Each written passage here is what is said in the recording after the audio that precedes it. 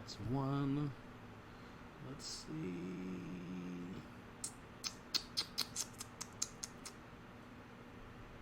I think this is the next one.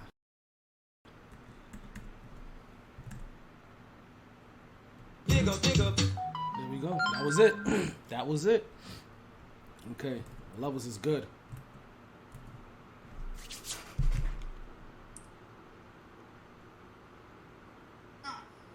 Shut up.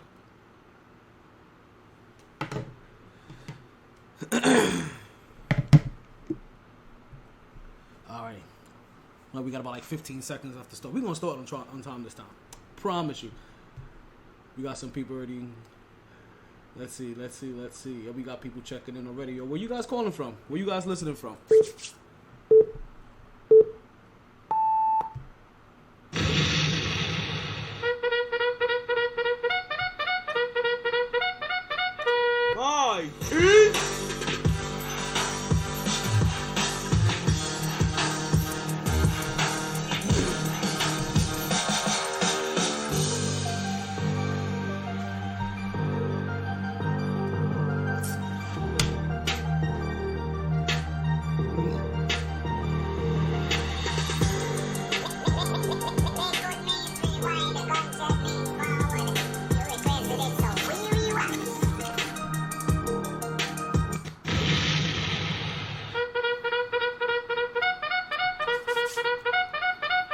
MyT.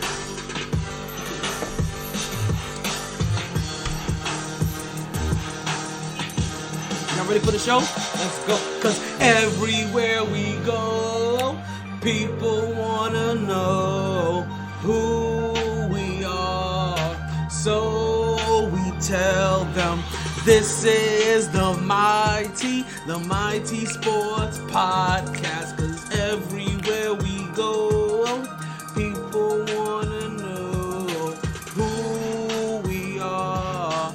So we tell them. I don't got any mic. Where's my mic at? Let's see if this is. Let's go.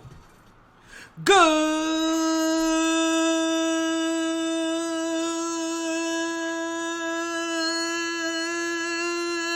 evening and welcome back to another edition of the MyT Sports Podcast. Hold on, that got a little twisted. Let's get you faded this way just a little bit. I am your host, the one and only talent, the 17th Wonder Taylor. It is a never in fuego day in the hottest city in the world. We are coming at you live and direct from South Florida. It is 9:21 at night. Don't judge me. It is officially September 27th. This is Volume 9, Episode 5, Track 551. That's 551 episodes of the I got smudges all over my glasses. Of the MyT Sports Podcast. And boy, oh boy, do we have a big show for you guys today. I'm telling you. You know it's one of those days, right? Excuse me. Get your beers and shit ready. There's no birthday shout-outs today. We getting straight into it. You know, you get one of those days where you come in here with a plan. You come in here with an outline of things that you want to go after, go talk about. Right? You getting ready, you getting things popping. You know, you leave some space for some news, not expecting anything major. And then what happens? Told you, my first love is baseball. Something comes out of left field. And what we got to do here on the show, we just got to prepare, run back to the wall, try not to break our toe, and snatch it out the air and bring it back into play. And that's what we got for you today, folks. Big show. Oh, it's the big show. Kind of big show, right? Listen, I'm tell you how big this show is. We got Nas, Wu, and Drake concert to talk about. Guys, you didn't know this past weekend, yo, there was some heaters out there. We're going to get into that. I got a Blue Chew promo code coming up for you guys, right? So you guys stay tuned for that. Yo, we had some hot piping stuff boiling down here in South Florida. Hope you got some of that steam heat that was going on. We got some Cholo versus Canelo coming up. Dion allegedly got humbled. I don't know how you humble somebody that's not already humble. We got some Dame trade to talk about. I told you there was some hot stuff happening in Florida. We got Thursday night football tomorrow. We have all that and more coming up next on the MyT Sports Podcast. But you know what we say here on the show, regardless of the time and regardless of the weather, it's always a blast on the MyT Sports Podcast. Can you co-sign for us one time, Coach? You play to win the game. Hello? Woo! So we're back at it like a sports fanatic. MyT Sports, that is. Woo! What a day. What a day. What a day to talk sports. Let's get right into it because we got our MyT topic of the day. And you know what that is. Our MyT topic of the day happens to be a topic that supersedes all other topics because it just breaks right into it. Let's go. Can we get into it? MyT. No, this one. MyT. This is a 5-star MyT moment. In case you didn't hear, sometime around noonish, I'm gonna say maybe like 1, 2. Sometimes maybe like 12 and 2, right? Maybe like 11 and 2. Right? Sometime around noonish, we got ourselves a little notification. And in this notification, we were advised that one Damian Lillard has been traded. Yo, ring the alarms. Cause this is news that has been waiting. This is news that has been pent up. This is news that it was a story, then it wasn't a story, but now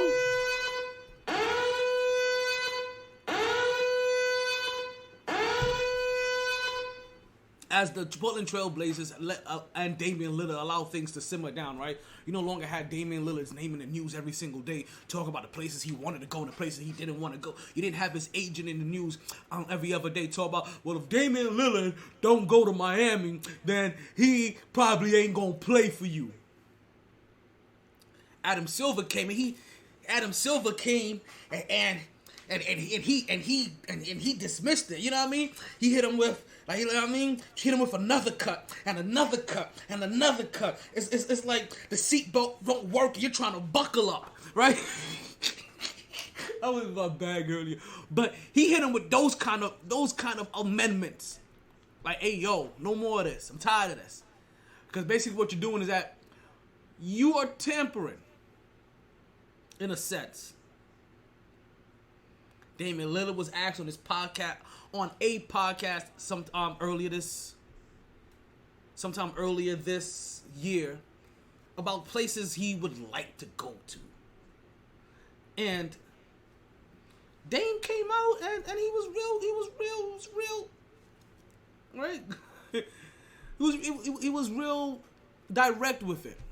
He came in and said, listen, if I had to go somewhere, it's Miami, of course. Yuck. You know, because, Bam's my boy. Talk to Bam like every day. Then he backtracked a little. It was like, hey, I play with Brooklyn too, because I got a boy in Brooklyn. But we all know where your first heart went to. That initial reaction, that shit said Miami. Viva la Miami. La playas and putas. That's all I'm going to say, Pimpin. La playas and putas. I don't know if you got la playas and putas over there in Portland, but we got la playas and putas over there in South Beach. He said that's what he wanted. Damian Lillard did not get what he wanted. Which makes things interesting before we talk about where he got traded to. Nah, fuck it. Let's tell you where he got... Stop this, man. You need to stop it right now. Did I hear Chill Will? See, I did hear Chill Will pop up in the room. Let's get Chill Will in here. You drop takes, don't you? Hold on. I'm going to get Chill Will in here in a second. I'm not done yet. I ain't done yet. I'm still in the moment of my heat.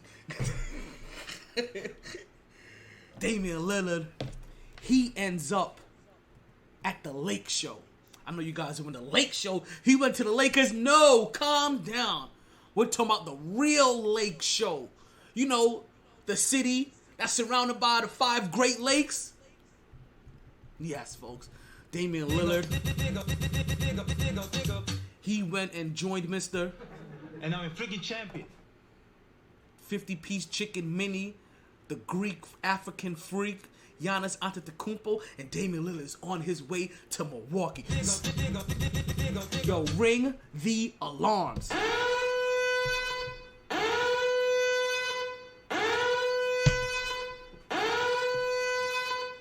And they gave up nothing. Let's bring Chill Will in here because it is a momentous day. You know we gotta hear from Chill Will because Chill Will is our senior Ohio correspondent. So Cleveland, this is for you. You drop takes, don't you? You drop takes, don't you? Sir, yes, sir. Well, if you're gonna drop takes, you might as well go ahead and drop them exhibitiously. Cleveland, this is for you. Chill Will. Thank you as always for making it to the show. I know you heard this news about Damian Lillard. We about to get some feedback. Damian Lillard making his way over to Milwaukee. This has been big news. That started making waves over the summer, but kind of died down when Adam Silver talking about, we gonna cut this out. We gonna, another cut, and another cut, and another cut. We gonna cut it out. The seatbelt won't try to buckle up. I'm telling you, I ain't gonna lie. I started doing something that I haven't done in a while, right? And I purposely did so because it gets me in a good rhythm. It gets me in a good mood. I started listening to battle raps before the podcast again. Not listening to sports, but listening to battle rap. Getting me more like, Hove did that. So hopefully you have to go through that. Or my sweater already, mom spaghetti. It gets me in the mood. It gets me... Chill. Where you at? Listen, Heat fans, I want to hear from you. Knicks fans, I want to hear from you. Blazers fans, I want to hear from you. Bucks fans, I want to hear from you all. I got a poll running. Pause. Right? But I got a poll going on X. Which, if you type in x.com, it pulls up twitter.com. That's now X. This shit is confusing as fuck, is what I'm saying. Right? But I got a poll going on right now. Which fan base is the saltiest? I want to know. You go ahead and put a vote in. Listen, if one of those votes, one of those teams ain't on there that you think, you'll type that shit in. I don't mind. But before we talk about who's happy, because we know Giannis is happy, right? We know Giannis is happy. But he has to be big happy. I haven't gone on Giannis's Twitter page. I haven't social media stalked them like some of these other bigger companies will do. Social media stalk, certain superstars to see what happens times like this, see how he's gonna respond. We're gonna do that tomorrow when we got a little bit more time. Right?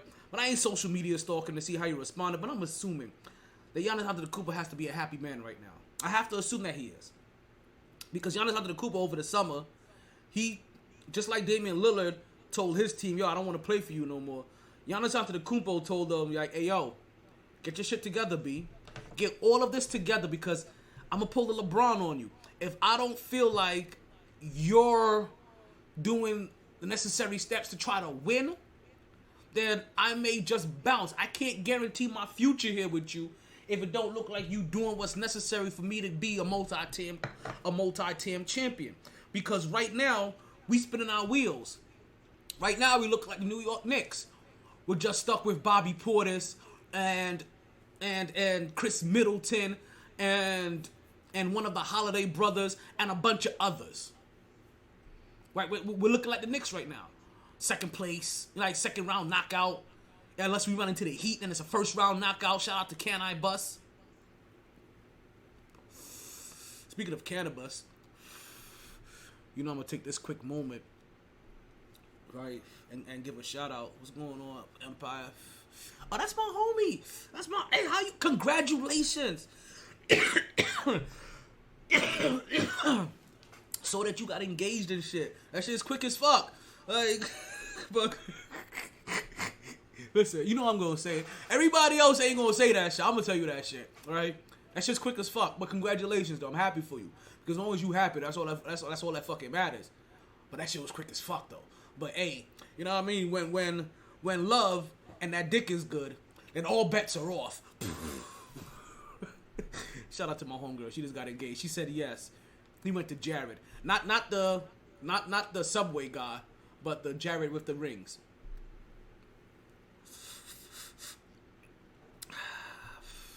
So Giannis came up and he told his squad, I want you to do more, which he caught backlash for because There was a lot of people out there saying, what more do you want the Bucks to do?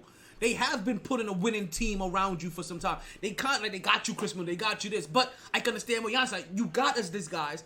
But now we're spinning our wheels. We ain't won another championship since then. And we've had a lot of disappointing early exits.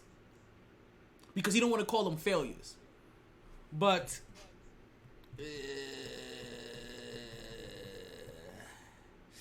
how can I say this, right? Without, like in the most 2023 kid glove kind of way.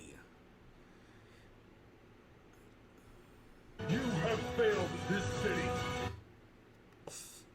For a couple of years now. Even before you won your championship, the Miami Heat have always been your kryptonite.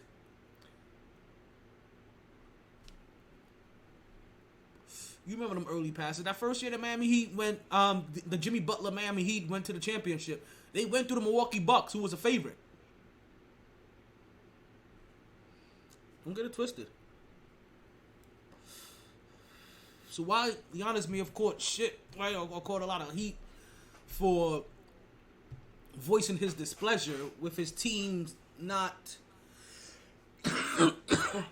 making more progressive moves to his liking.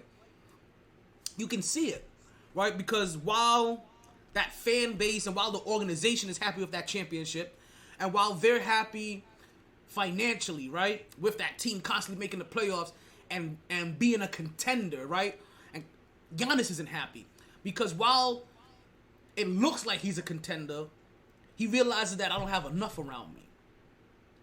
I'm going to be honest with you. I don't know if Damian Lillard is still enough. But boy, is it a lot. Remember, Damian Lillard by himself was running into these Giannis problems. But they weren't making the playoffs every year. Those Portland Trailblazers started missing the playoffs. He started struggling to get into the playoffs. Which starts to tell me your prime is starting to slip. Your efficiency is starting to go down. You ain't as effective as you used to be. Don't get it twisted, because remember, if this was Dame from 5-7 years ago, right, they're in the playoffs consistently. There's no issues here.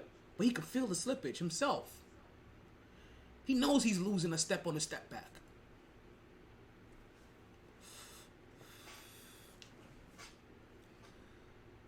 But now it makes things intriguing, right? Not just for the Milwaukee fan base, but also for the whole NBA. Because even as a fan, right, as a Knicks fan, but a fan of the NBA, I want to see how this plays out. That's why I understand the people that hated on the New York Jets, right, when they got Aaron Rodgers. Like, don't you get? Actually, you know what? I can understand that. I can fully understand. It's Aaron Rodgers and it's the New York Jets. It's one of those perfect storm of hate. But Damian Lillard is one of the most beloved players in the NBA, and so is Giannis. So both of them together, they're gonna make a beloved team. And for a fan like me, I'm curious. What's going on, Eliza? Welcome to the MyT Sports Podcast. Phone lines are open if you would like to join the conversation. You know, I mean, any sports or life talk that you want to get off of your chest, you let us know.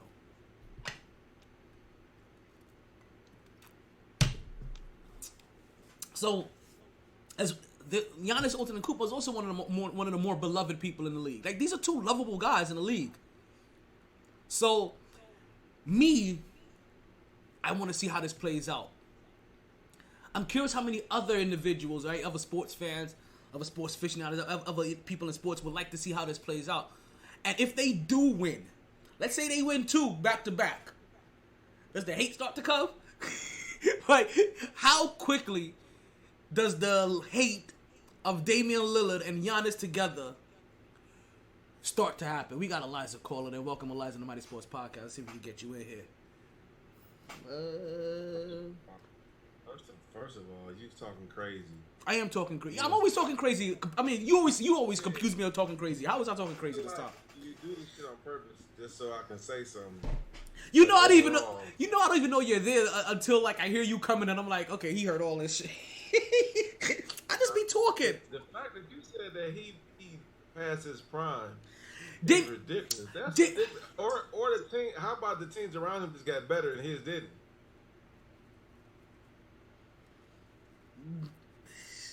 How much better? I'm giving you a phone call in a minute, KJ. I was gonna cold call you. It's the West. But I saw that I was gonna return your phone call right here on the podcast. Get ready for it. It's the Western Conference. You can go 12 deep in that conference some years. So him making a nice run at the playoffs one year, don't realize. Now you got to deal with, KD hopping to Golden State. Shit like that. The Clippers getting Kawhi and PG and all this shit. The Lakers getting LeBron. Didn't he have PG? You got Luka. You got Luka. Wait. Luka coming along. Did Damian Lillard have PG? Sacramento and then Jokic come along. Okay. You know what I'm saying? I can understand that. I still feel that there's a no. I feel there's a slippage. Of course, you get older, but that's not got nothing to do with him now. Obviously he's getting older, but past his prime that's far fetched because he's still young 30. Okay. So when I say past your prime, I also don't mean out of your prime. I mean past your prime, meaning like you're past your peak. So he's on the down end of his prime. Right. Oh, that's fine. So I don't know if that changes of how I was trying to convey his prime, because there are levels to prime. If I was saying he's out of his prime, that's out of your prime. Like coming into your prime, he's not quite in. You know what I mean? Like, so you have your prime in the middle, the top peak, and then you have coming into your prime and coming out of your prime, as you know what I mean, surrounding it. Like basketball, you know that certain things maybe athletically you may not be able to do. But as the older you get, the more skillful you get, which makes you better in the long run. You're smarter in the long run. For some people, for some people it works, and for some people it doesn't quite work. Like it didn't quite work for Melo out of his prime. We're not talking about for some people. We're talking about Lillard here, and this is a guy that it would work. You know what I'm saying? Guys like that, they have to become more skilled because they just been playing basketball for just so long. It ain't like he got there. It ain't like he got to the league off his athleticism. That's right. I mean, so it's not a. Okay. So it's not like a thing of he was what's the. But he had a hell of a first step though. He did have a hell of a first step. Blake Griffin. You know what I'm saying? He's not Jason Richardson. He's not Blake Griffin. But that's not his hops though. But Shannon Brown got the lead because of his athleticism. But your athleticism could be your burst off your first step, and I believe Damian Lillard's first step has, as I said, he's lost a little bit. He lost a step on his first step. He is a little bit off on there. Okay, so he lost a step on his first step, but his range got better. That is true. That range is up there. I don't even need a first step if I'm dropping PG off from the fucking from the logo. Now, am I mistaken? Was him and PG teammates, or PG was just in that poster? He was just in that poster. I don't know. Well, he was in that poster for sure. My thing is that, my point is that his prime is his prime, still in his prime. You're giving him with Giannis, that's a big deal. These are the two, not only, these are the two realest, besides Jimmy, these are the two realest, like, the ones left, the last left. You know what I'm saying? What's the word? Last of the Mohicans? The last of the Highlander shit? The last real niggas left. Like, you know what I'm saying? It's just that it's Jimmy, it's Giannis. Yeah. That they gonna get it the right way. Lillard. Mm-hmm. You know what I'm saying? They ain't none of these funny like millennial shits. They gonna do it the right way. Giannis ain't have to leave. Shout out to Giannis, by the way. Shout out to Giannis, man. Shout out to Giannis for not being a fucking pussy. Shout out. And you talking about how they wasn't taking for granted. There's only so much you can do with the cap. But you see what they finally did. But but you see, you say that, but then they managed to get Damian. I feel you, right? Because that's how that. No. See, I'm gonna tell you this, right? I feel like sometimes we have portions of us that are programmed in certain ways. Like that statement you just said, there's only so much you can do with the cap. I feel like that's a thing that we're programmed to regurgitate at times. Because every time they need to, we see what they basketball and football. We see them do it. bull because at the end of the day, Lillard never wanted to leave Portland. That's true. That straight. No, he didn't want to leave. He didn't want to leave. Look, we know this, but make sure it's known to the listeners. He didn't want to leave. He's not one of those guys that like, oh my god, no. He did not want to leave. And so now that's a totally different situation to even embark on. So we don't know. You don't know. I don't know. An EBT card is an EBT card until you come over here and know it's a thing. So you don't know it's a thing until you know it's a thing. So now we know it's a thing. Now maybe that lends itself to me making moves to get another player because typically those type of players don't come a dime a dozen, and you're not gonna make a deal for no. Who you gonna do it for Kawhi? For Durant? So you gotta think about that. Hold on, let's put out some You're not details. gonna do it for Harden. You're not gonna do it for Harden, who's part. No. You know what I'm saying? Some people you just ain't gonna. Do Okay, it. can we say Harden is out of his prime? I don't even know that. I mean, Out? I can't say that. We can't say that. Okay, past. Okay, can we at least agree to past? I mean, he's on the back end, but he's still out there doing triple doubles and shit. He's I mean, is LeBron out of his prime? LeBron. Well, okay. LeBron is out. LeBron is past his prime. Because but even he doesn't affect winning on a consistent basis like he used to. And those are the things that tell me that you're past your prime. That's bullshit though, bro. Because you're gonna have a team like you can get it. Winning doesn't predicate on how much a person is in his prime. I mean, Reggie Miller, like For these guys. That's those guys that they never had a prime then. And I don't mean winning a championship. I mean consistently winning. Like in this instance, you don't have to win a championship to be in your prime. Like that's absurd. I'm not saying that. I'm saying winning, like when you're a guy that can constantly now bring your team to the playoffs, you generally guys can do that in their prime, and then when they start to fall out of their prime, they're no longer able to do this on a consistent basis, and you start seeing them struggling from being able to keep their team into like the top 3 and 4, you know what I mean? Or the top 3 in their conference, top 4 in their conference, or even at a time top 6 in their conference, to barely being able to make the playoffs on consistent years because they no longer can fully do it the way they used to. And it's okay. We all lose a stroke every once in a while. You know what I mean? Well, generally it happens when I'm a man. I'm 40. And for some of us, it happens a little bit sooner. But in general, though, like, but how's that? That's not Lillard, though. I wouldn't say that's Lillard.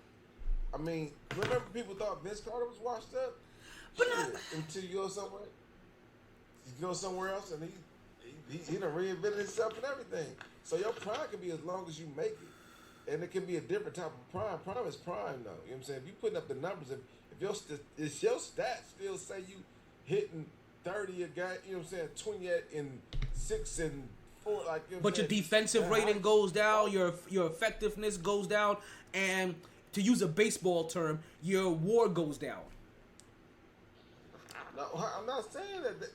You just making that up. If you get them. No, but that happens though. You see, I'm not making that up. There's a real thing. Like wins over replacement. Like there's a real thing as WAR. Like and how you like you plus minus when you're on the floor. I'm just saying you're going into those hyper analytics in which. Well, that's what that's what you see. Because it could be a whole. He lost CJ. You know what I'm saying? He got a bunch of the guys that he went to the playoffs. That's not the same team. That whole team is different. And to hold him accountable. But he was taking different. He took multiple different versions of that team to the playoffs. It wasn't just that team. He took multiple versions of that team to the playoffs. That was still there, though. CJ was still there. Old boy was still there. And not that he leave and he missed the playoffs. It's like okay then. Or 1 year with CJ, he had a bad year, injuries and shit like that happens. That happens. So you can't say that is. And on top of that, you got the Suns coming like out of nowhere. I don't know how the fuck the Suns got so good, but you got other teams getting better. And so that's what he's looking at. That's why he want to leave. Like we sitting here, we shit. That's just like Giannis. You can't say he's out past his prime. You know what I'm saying? Because he ain't. I mean, obviously he winning, but overall, like It's people that get better than you. He won a championship one year and then not go the next year. So that don't necessarily mean that the player's bad or took a step back. It just means that it could mean a couple of different things. Well, you know what, then. I'm not saying it's never that, but I think it's more attributed to the Western Conference. You could be up in the year. Look at the Lakers. They fucking won a championship 2-3 years ago. Oh, they didn't know. Did they? So it's the Western Conference. We're counting that? He said the hardest one has ever been. Whatever. He said, man, whatever. LeBron said that just so he can make. Listen, he tried to build his own narrative, and we've seen him do it before. Man, that was the hardest one, man, because anytime we ever had to go away on camp, you know, come on, man. He built his own narrative. That was like, you guys. What narrative did he get caught trying to say? Oh yeah, I don't know if I'm gonna come back. And then when he's like, yeah, you guys try to build the narrative that like I was retirement. Like, no, nigga, you said you wasn't sure if you were gonna continue basketball, and then nobody paid attention to you all off season. And then you came back and tried to be like, hey, what? Nobody said anything. Who's this we? Nobody said shit. Y'all don't know if you remember that. Like, this just happened. This just happened like that in the last year. To get the spotlight back on LeBron, become the victim or become the hero. Yeah. So let's not say that. And I know you said it in jest, but some people may. But them it count. My point is that it's the Western Conference. Understand? It's already hard as fuck to make a playoff. You know, you got Golden State. They won the championship. Then they can get the first round fucking pick. Listen, I'm not. I can see what you're saying. Listen. This is why we talk these things out. No, I'm not disagreeing with you. Listen, those factors do matter. I'm not saying I agree with you. Those factors do matter. I'm gonna have to see maybe he was bored. Maybe he wasn't as motivated as he was before, as he was. You know what I mean? So I'm gonna have to see. I'll. Zach Randolph was. What's that? I'm sorry. What's his name? Well, yeah, Zach. Nah, what's the boy? Was Zach Randolph? For the Knicks. Julius Randle? He ran it himself. Came back. What are you talking about? Julius? Julius Randle. Yeah, Julius Randle. I'm like, Zach Randolph used to play for the Knicks, and he was getting 20 and 10s too. Yeah, I'm pulling one of your moves. Yeah, Julius Randle. See, if he's gonna pull one of mine, you would call him Julian Randall. I can call him a whole other damn name. Because when he does bad, we call him Randall. Julian Octavius Randall. When he does bad. I'll call him a whole other name. Myron Hunt. Yo, okay, I call Kareem Hunt Mike Hunt.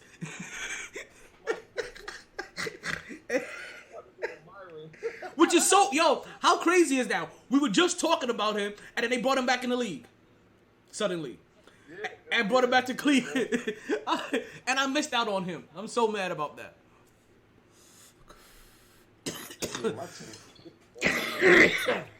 Yeah, these injuries are starting to pile up, but that's the football season for you. But let's continue with some basketball. You know what though? Let me make this cold call and let's see if this motherfucker answers his phone. Cause he called me earlier. Let's go ahead and return this phone call and let's see if we can get KJ to answer his phone. Cause if he does, he has a brand new injury that he hasn't heard yet. He doesn't even know about it. Let's see what he does. I missed a couple of phone calls today. I couldn't take them. I didn't want to waste that sports nut. I knew people was calling me about some sports takes. I was like, I'm gonna have to call you back later. I'm sorry, the person you are trying to reach has a voicemail box that has not been set up yet. Couldn't reach KJ. Please try your call again and his later. voicemail ain't set Goodbye. up. Like, how you supposed to be a businessman? Your voicemail ain't set up. Oh, he's working right now. Oh shit, you a businessman for real? My bad. Why your voicemail not set up? Oh man. So now that, but at least you're here, you're listening. Congratulations. I wanted to say congratulations first of all, because I was gonna wait until the podcast to congratulate you, right? So congratulations on your next endeavor and your next move. That's what's up. You know what I mean? Hold on. You know how we do it here properly.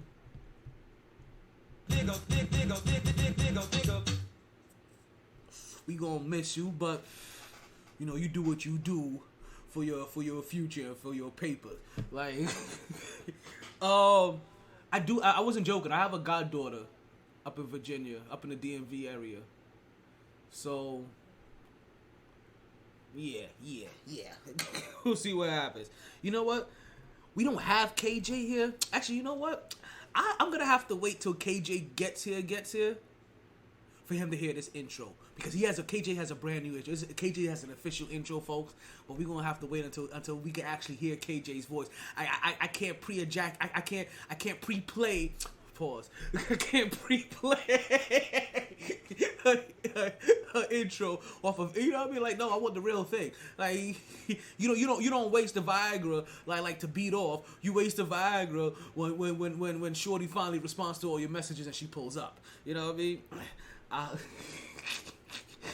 I'll get up there before I leave, October 29th. Okay, it got pushed back, so that's what's up.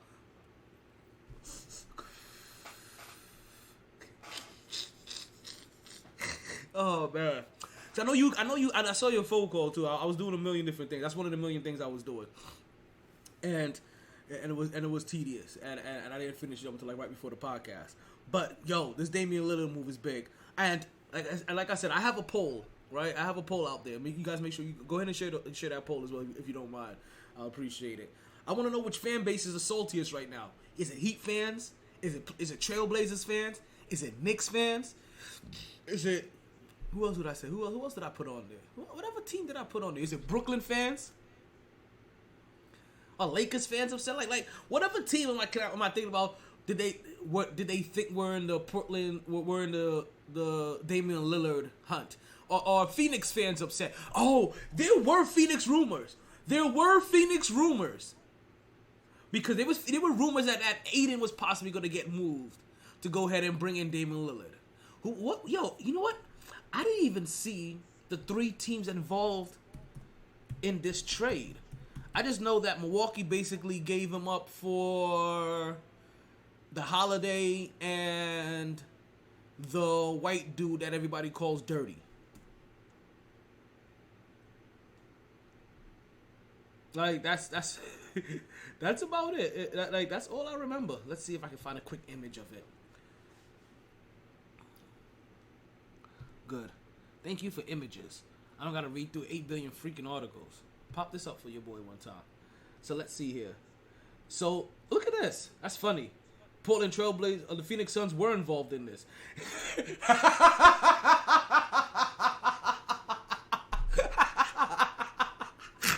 Hey, you know what? I wish I would have known that. I would have put Phoenix in my poll. Because I wonder if Phoenix Sun fans are salty. Because I know that Damian Lillard and Aiden were in rumored talks of being swapped for each other, amongst other things, to try to bring Damian Lillard over to Phoenix to go ahead and finish off that super team.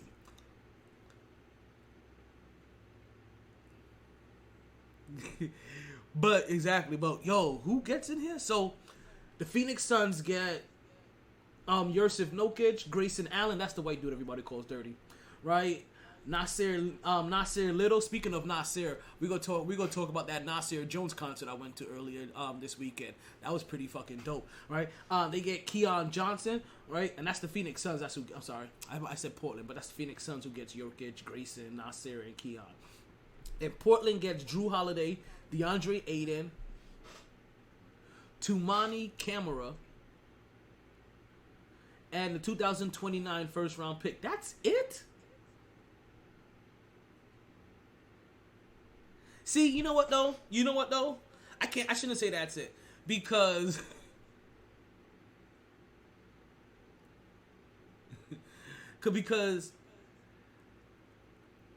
what Drew Holiday, DeAndre Ayton, Cameron, and some of these people add up to are not people that the New York Knicks are going to want to get rid of. See, these names in New York Knicks world equals out to...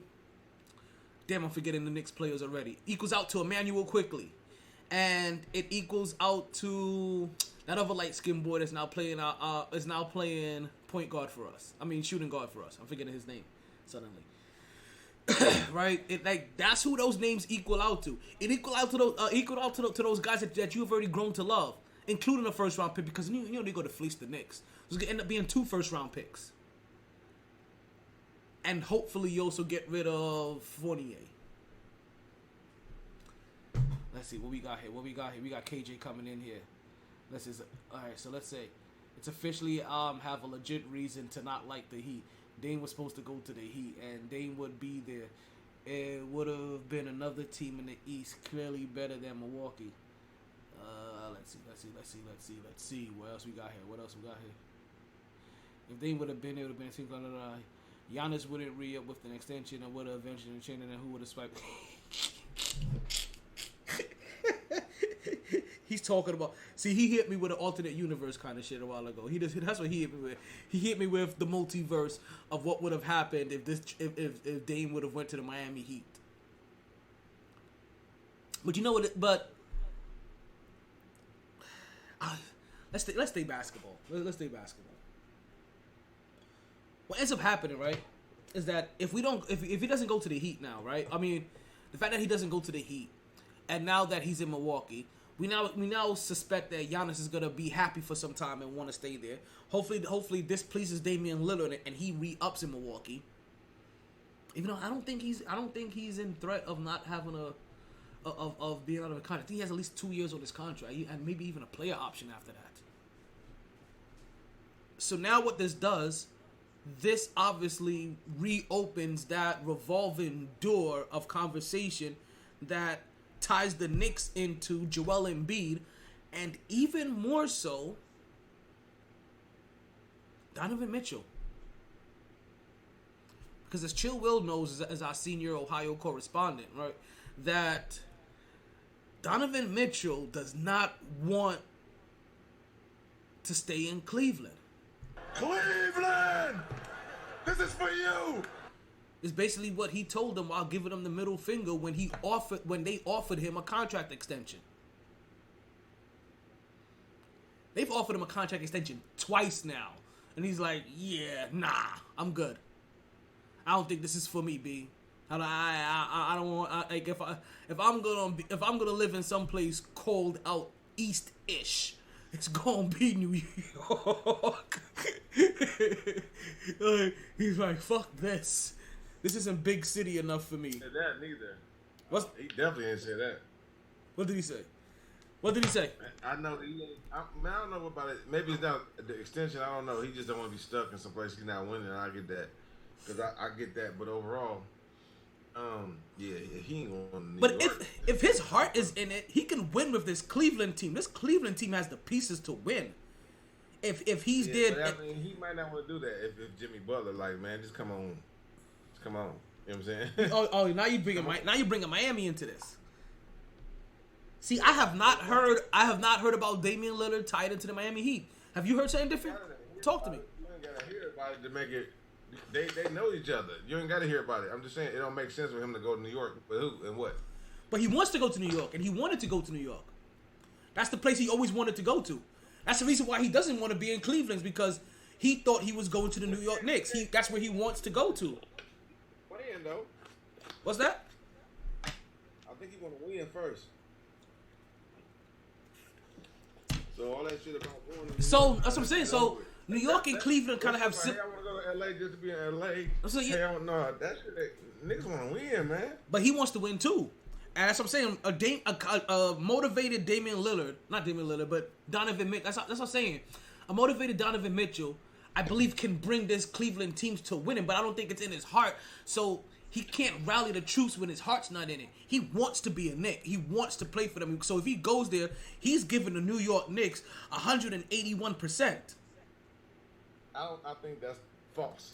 I think he's gonna go somewhere. He might. The idea of being a Knick is fine with him, but he's not gonna sacrifice. He's just not gonna go to the Knicks just to go to the Knicks. But he wants to. He could win in New York. With who? New York is no further out winning than Cleveland was, and they're right behind the Miami Heat. He not winning in either places. That's what my point is. My point. So I can understand him wanting to leave Cleveland for sure. I get that, but overall, I don't understand him wanting to go to New York just cause. Listen, man. He's not gonna beat. I don't like the idea. Listen, I haven't heard this before. I don't like the idea. I want to entertain of him going to the Heat. He comes to the Heat. I don't want to have to hate Donovan Mitchell. Cause I'm telling you right now. You see how nice? You see how nice and pleasantly I talk about Donovan Mitchell? I have never once yet hold his feet to the flame. Right? I have not. He has not been held accountable for not winning yet. Right? Like he's one of these next guys up. And he should start being held accountable. I'm not holding him. Do you hear how fond I speak of him? Listen. I'm telling you today, on September 27th. I know I am. But listen. We gonna get back to reality for a second. I'm telling you right now, on September 27th, if if Donovan Mitchell ends up on Miami Heat, the way I talk about him is going to 100% turn. I cannot like him anymore. And you understand? And even more so, I'm going to end up turning on Jimmy Butler. Because I speak of Jimmy Butler very fondly to be a Miami Heat as well. I feel like he go to Brooklyn before he go to the Knicks. He wants to go. I'm saying that this is where he wants to go to try to win. This is him. I feel like he regular be in Brooklyn. Like, where he from? Mount Vernon? I don't know where he's from. But also, you have to understand, like, the Brooklyn Nets are different. Yeah, if you grew up, so if he's 20 something, right? He may have grown up and his whole family's Knicks fan. So he grew up as a Knicks fan, as most New Yorkers are. So unless you're from Brooklyn, most people don't gravitate to the Nets as a New Yorker. Like that's a Brooklyn thing. But where's he from? Mount Vernon. Mount Vernon, like Connecticut? No. It was in New York. Mount Vernon is in New York. Yeah. Good luck with that, bro.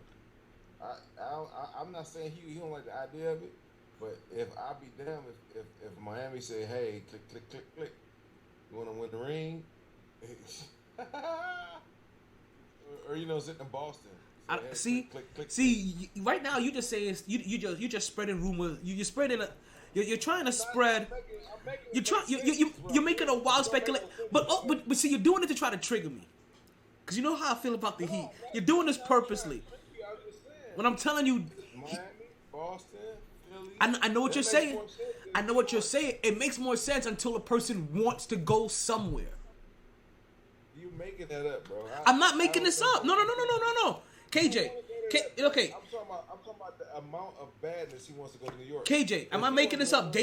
Donovan Mitchell, like pop on Instagram real quick to see if you see this part. Donovan Mitchell wants to go to New York. I'm talking about how much.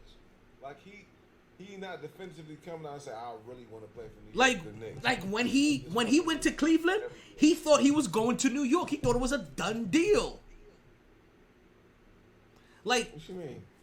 Wait, am I wrong? That Donovan Mitchell wanted to go to New York? I said that's facts, T. Yeah, see? He said that's facts, T. Yeah. He had a couple of places he wanted to go to, but he would never probably end up in Cleveland if he didn't want to go to Cleveland.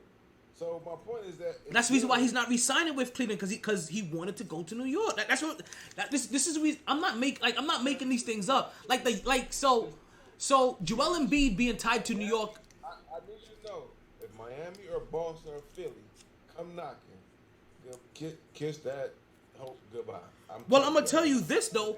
If I can play with Embiid, Jason Tatum, Jimmy Butler, or go to New York, it's a no-brainer. So I'm gonna tell you the weirdness about this.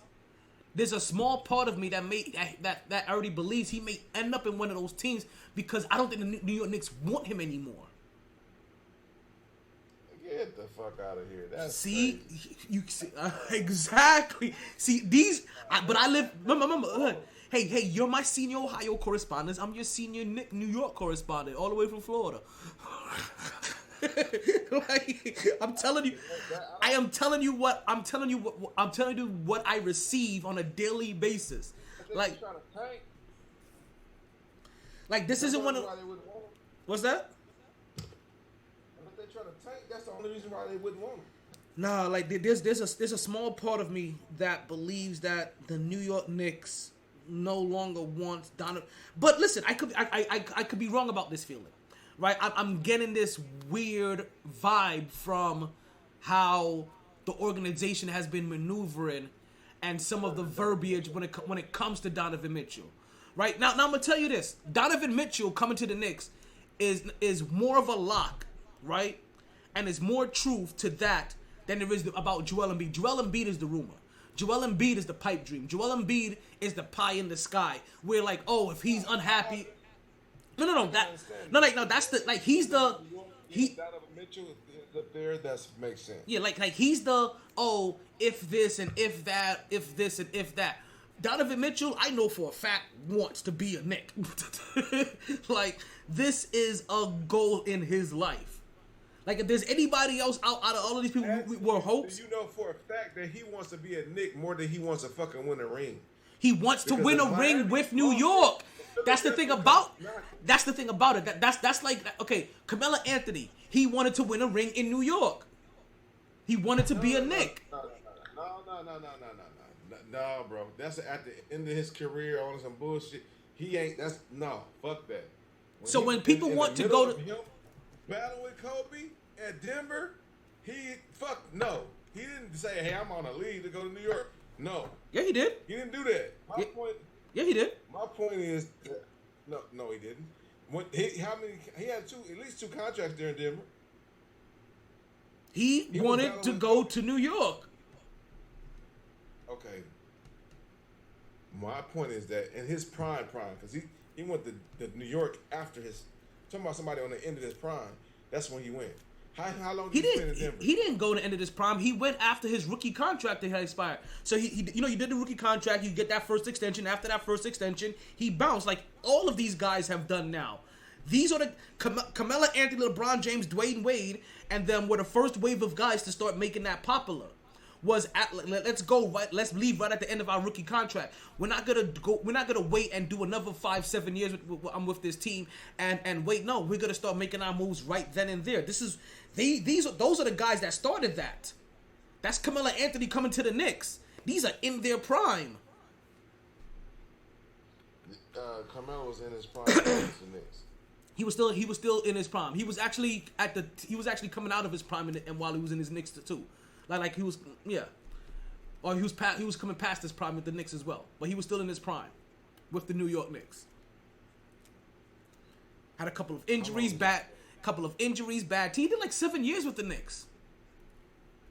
Like 6. Oh well, yeah. I know he had a bad, but I just remember tail end. Yeah, so that's what I'm saying. Like I know what you're saying, Chill Will, but when somebody wants to go, Melo only did his. He had to be 30-something when he went to the Knicks. I don't know how old, but he was definitely in his 30s. At the end, he didn't go to the Knicks in his 30s. It definitely wasn't this. He had to be 30-something when he went to the Knicks. No, he was still in his 20s. Man, when did he come in the league? When he was 20, maybe. Melo came into the league when he was 19. He did 1 year of college. Won a championship with Syracuse as a freshman. First freshman ever to win a championship by himself before this whole one and done thing. So he was 20 what when he went to the Knicks? 27? Yeah. He would never know 27. 27, 28-ish? Yeah. Okay, why don't we do what age was Melo when he went to the because I'm telling you all of let's see. It said I say Melo, they pulled up Patrick Mahomes. One thing I do know by being here is Donovan Mitchell want to win. That's what I do know. So, and I'm telling you, he wants to. Okay, I understand. Yes, he wants to win. I understand all that, but he wants to win in New York. That's the caveat. Like you're cutting it short. He wants to go to New York and he wants to win in New York. And that's a good idea. But if he can win in Miami or Boston or Philly, he will do it too. That's what I'm saying. He came and KJ. Yeah, he came to New York when he was 27. He don't care about being necessarily winning or being in New York. That means he care about being in New York more than he care about winning, and that's not. I don't think that's the truth. Not if you want. He wants to win with this team that's constantly already a playoff team that has 2 All-Stars in it, and he wants to go with this team and win in New York. He wants to be that perennial scorer that this team has saying that they miss or are missing. That guy that could go out and get his own bucket outside of now Jalen Brunson and Julius Randle. What's that? What All-Stars do you have on your team, bro? Jalen Brunson and Julius Randle. Oh my God! So he plays the same fucking position that Jalen Brunson plays. Who's gonna play the 2? When the last Donovan Mitchell plays the 2. Donovan Mitchell played the 2, and then he gonna play the 1, and then they gonna have the smallest backcourt like the Cavs got, and be out in the first round every fucking year. It's never gonna happen. He not. If I'm just telling you, get prepared now. If that's what you've been waiting on as Knicks fans, y'all about to get your heart broken. He go. I don't mind. Listen, it's not what we're waiting on. Well, listen. Okay, see. Okay, again, it's not what Knicks fans are waiting on. I'm telling you. Okay. What I'm trying to tell you, right? Cause how we got down this rabbit hole is that now that Damian Lillard is out of the picture, right? If we're talking New York now, the next star that gets tied to New York now, this opens around that revolving door, and that's why I mentioned it this way, because this is exactly what happens, and this is how we get down here. It opens back a revolving door of the conversation that now revolves around Donovan Mitchell coming to New York, because we know that he's not going to stay in Cleveland. We know he's not happy in Cleveland, and we all know where he wants. Time out. He's not unhappy. He may want to play somewhere else, but he's not unhappy here at all. I can tell you that for sure. He don't mind being here if we win it. Like, I guarantee, if we go to playoffs, second round of playoffs, he gonna shine. If he see that Evan Mobley becomes the guy that we think we can become, and our team is, he gonna resign. But overall, I don't think he'll be. He's not waiting his time out. Well, listen, if you don't want to be somewhere, you're generally unhappy the whole time. As much as you want to enjoy the place, you're generally unhappy because you don't want to be there. No. LeBron signs 2-3-year contracts just so he won't be assigned to a team. But LeBron's situation is not Donovan Mitchell's situation though. Donovan Mitchell was offered a contract extension, and he said, "No, I'm not re-signing with you." I'm not re-signing with you because I don't know if you committed to winning. No, because I don't want to be here. Period. I've never wanted to be here. I never wanted to be a Cav. It don't have nothing to do with him being a Cav. He can go wherever he want to be. But my point is that if the Cavs ain't winning, I ain't gonna. Right? You're right. If I'm gonna do this in Cleveland, I might as well do this in New York if I'm gonna be shitty. But if I can win, or just be like a bottom barrel playoff team, yeah, I can do this in New York. I'm not just about to go. He not do this. I guarantee he's not going in to play with no fucking Jalen Brunson and Julius fucking Randle. He's not going to play and being happy with that shit. Well, he'll be happy in New York because he doesn't want to be in Cleveland, and that's ultimately what it boils down to. I guarantee you, if Miami comes talking or Boston comes talking, I guarantee he'd be happy there because he about to win. And that's what I'm saying. If you don't think that's the truth, then you selling us. Get ready. I'm not saying those are not possibilities. I'm just letting you know he's unhappy and does not want to be in Cleveland. This is what comes out of his camp. I don't think that's the truth either. He's not unhappy in Cleveland. He'd just rather play somewhere else if he's not gonna win. He'd rather be somewhere else, anywhere, period. He doesn't want to be in Cleveland. Yeah, that's fine. But he's not going to New York just to fucking to twiddle his thumbs because he's from there. Well, that's exactly what he wanted to do. No, that's not what he wanted to do. You're making that up. I'm not making that up. He wanted to be in New York. Yes, he wanted to win in New York if he can win. But I guarantee you, if this man can go to Miami or Boston, he's going.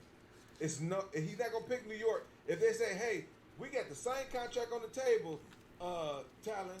Listen, I don't know if New York's window has passed for Donovan Mitchell to now want to be there still, but he wanted to be in New York. This is what I'm telling you. He wants to be in New York. The reason why he's leaving Cleveland because that's the last place he wanted to be. He wants to be in New York. Now, can he talk to Pat Riley? And Pat Riley pull what he did with LeBron James and drop the rings on the table and convince him like, yo, you're better off being here than you're better off trying to win here than trying to win in New York. That could possibly, yes, that can 100% happen. But I'm telling you, he wants to be in New York. That's fine. And he wants to win in New York. LeBron wanted to be in Cleveland before he didn't want to go to Miami to get a ring. He'd rather do it in Cleveland. We're not talking about that. We're talking about what he gonna do.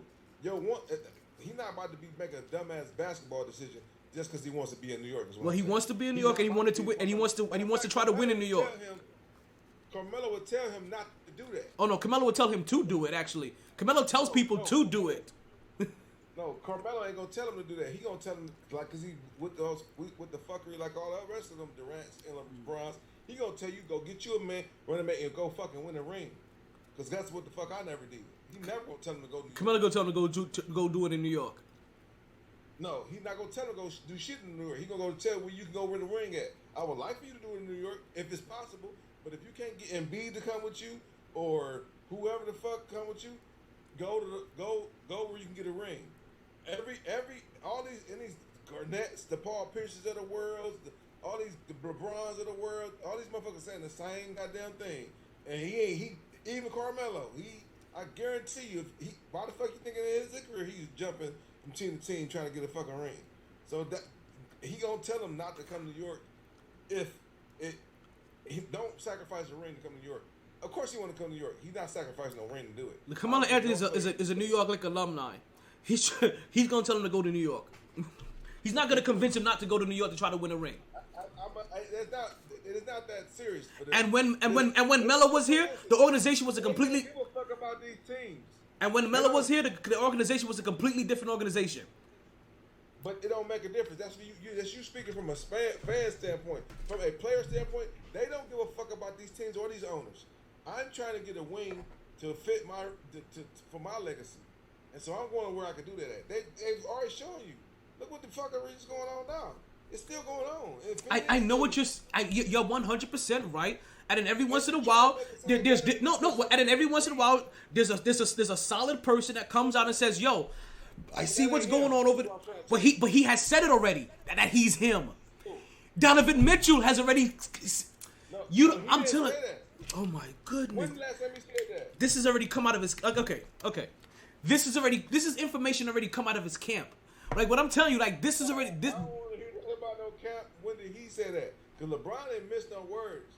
A lot of people didn't miss no words. That's fine where he want to be. But I guarantee you act like every single person comes out on social media and they talk for themselves, or some of them don't make sure their agent handles all their business and they talk through their agent in their camp. I'm telling. Okay. Okay. What I'm not okay. Chill, Will. Don't mix what I'm saying is gonna happen versus what I'm telling you that somebody wants. Donovan Mitchell wants to be a New York Knick. You talk about the winning. He wants to win with New York. He's one of those people that wants to win with New York and in New York with this current team. He can't say, "Oh, no, I am not making this up. This is information that has already been out there." No. Now, when he becomes, he wants to win with New York opposed to winning in general. I think he wants to win. When he becomes a free agent, may he choose something else because, like I said, may Pat Riley come and drop some rings on the table and convince him that winning elsewhere may be better for him. Yeah, that may happen. But I'm already telling you what's already been said and put out there. This is information that's already out there. Okay, but that's the case. We could have been traded him to New York. Why would we trade for him when we know he could come to us in free agency?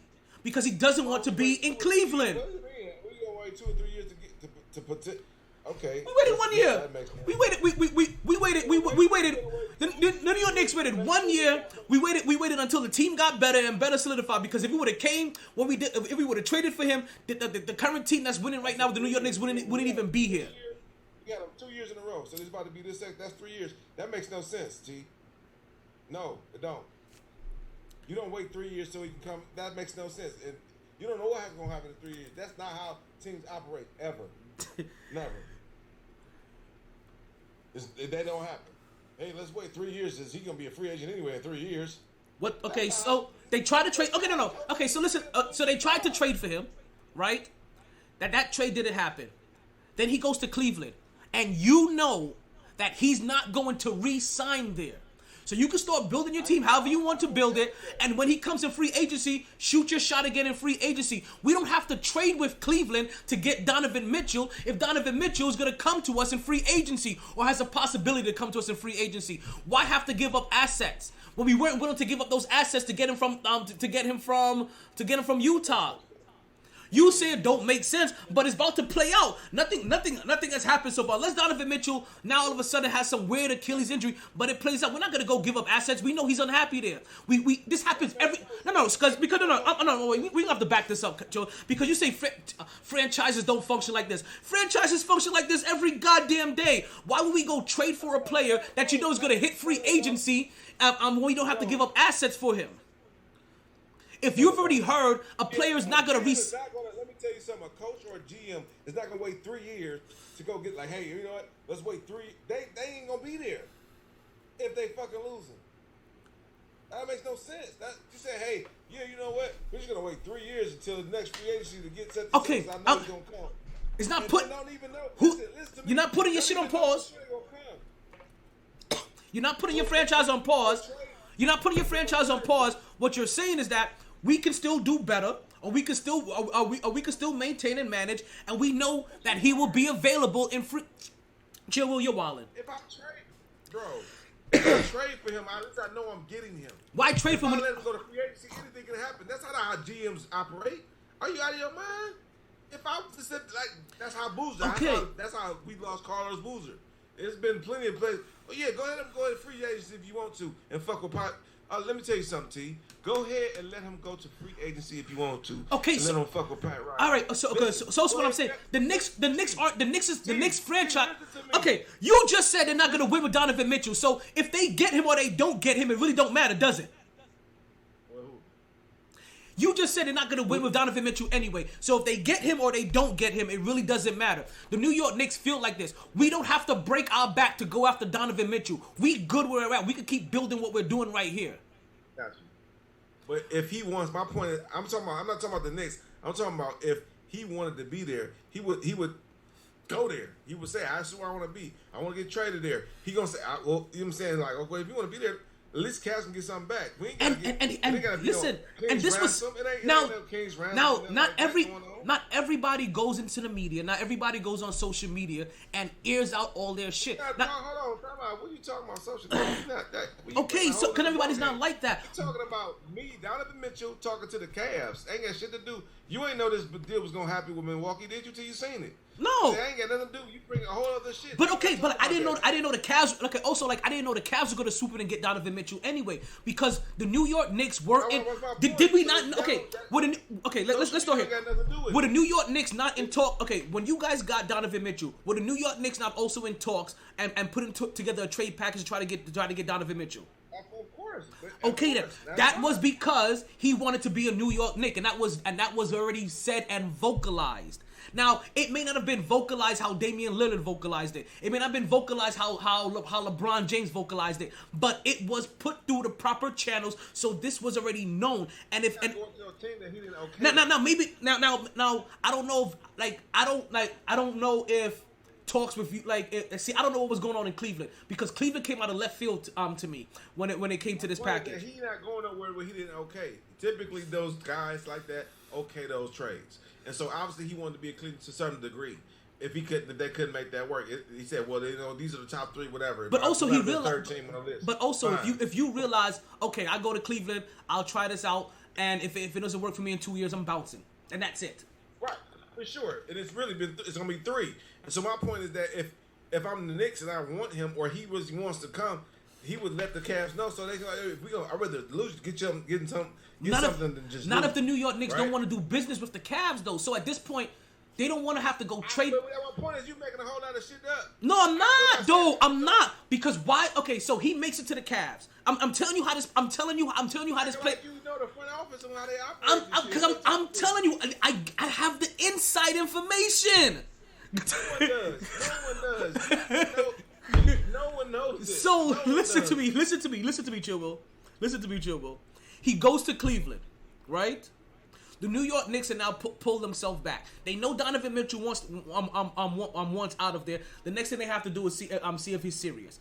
When he turn the first thing is listen. Okay, he turns on his contract. Okay, we already turned on we don't want to do business with them. We didn't want to do business with them to try to get this Donovan Mitchell package because we heard that Donovan Mitchell may possibly not re-sign his contract with them. That was already out there. Before Donovan Mitchell turned down this contract last year, we knew the year he got traded, he wasn't going to resign. Right, so we're going to wait 3 years. That makes no GM. I'm going to tell you right now. If anything you say out your mouth, that is not how front offices work. They not, because they don't even know they're going to be there next year.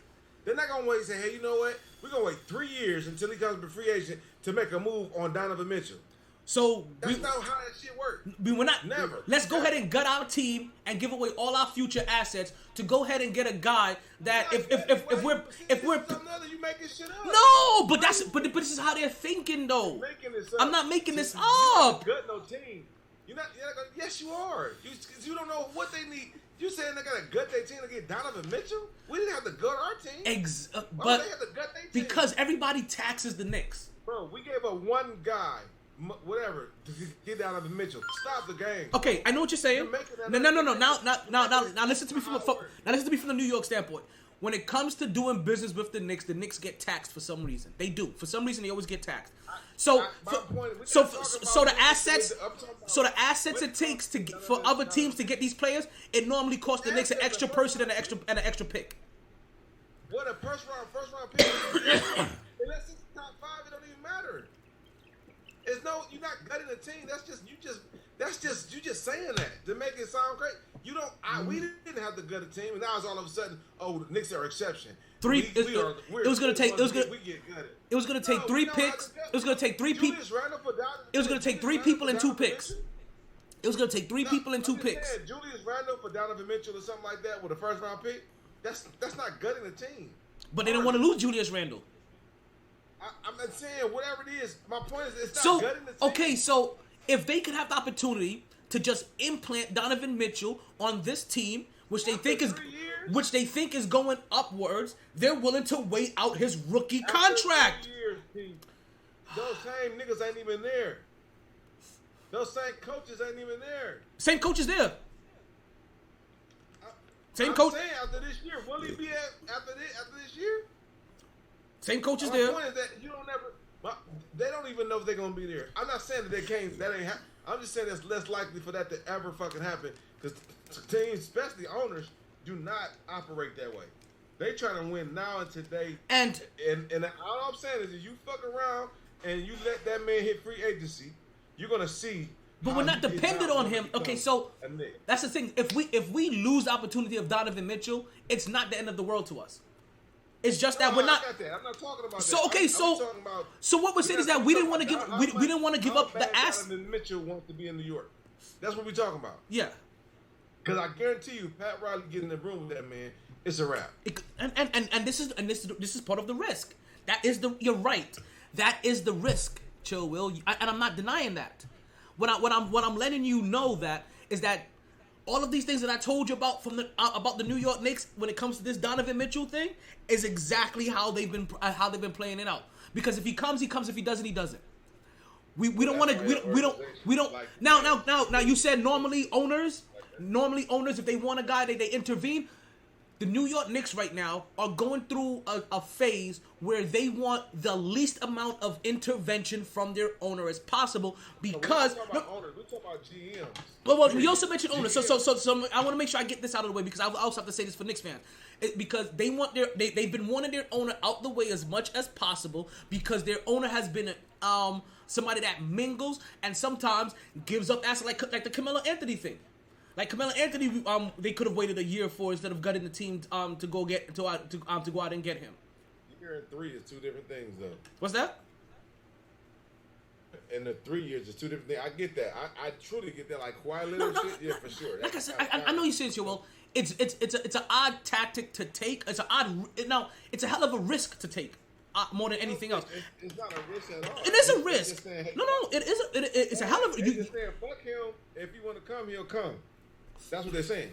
Yeah, it's a hell of a risk, and you mentioned all of the reasons why it is a risk, because it's not a common way that you generally want to do things if you want a player, right? You run the risk of other franchises that may be closer with much bigger stars being able to entice him, but they are banking on that if he does come to the Knicks, the fact that this is where he wants to be and this is where he wants to try to win a chip with.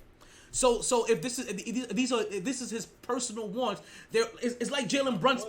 Like for instance, Jalen Brunson and the Dallas Mavericks. After a certain point in time, there was nothing the Dallas Mavericks could do to convince Jalen Brunson that he wasn't going to leave and come to New York. He had made up his mind. I wanted to be a Knick.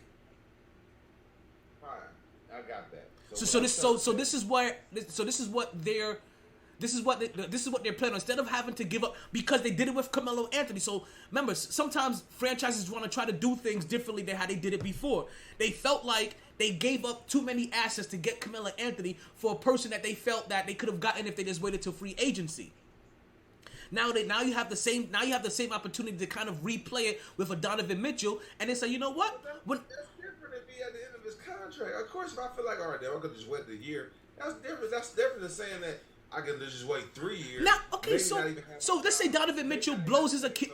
Now, I don't want to say something like this. Let's say Donovan Mitchell falls off while he's in Cleveland. Then the Knicks lose nothing.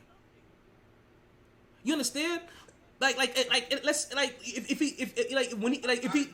what you're saying, bro. But I'm saying as a GM, honestly, as a GM, if you're thinking that way, you're a fucking loser, and you're going to lose. You're not going to have a successful organization.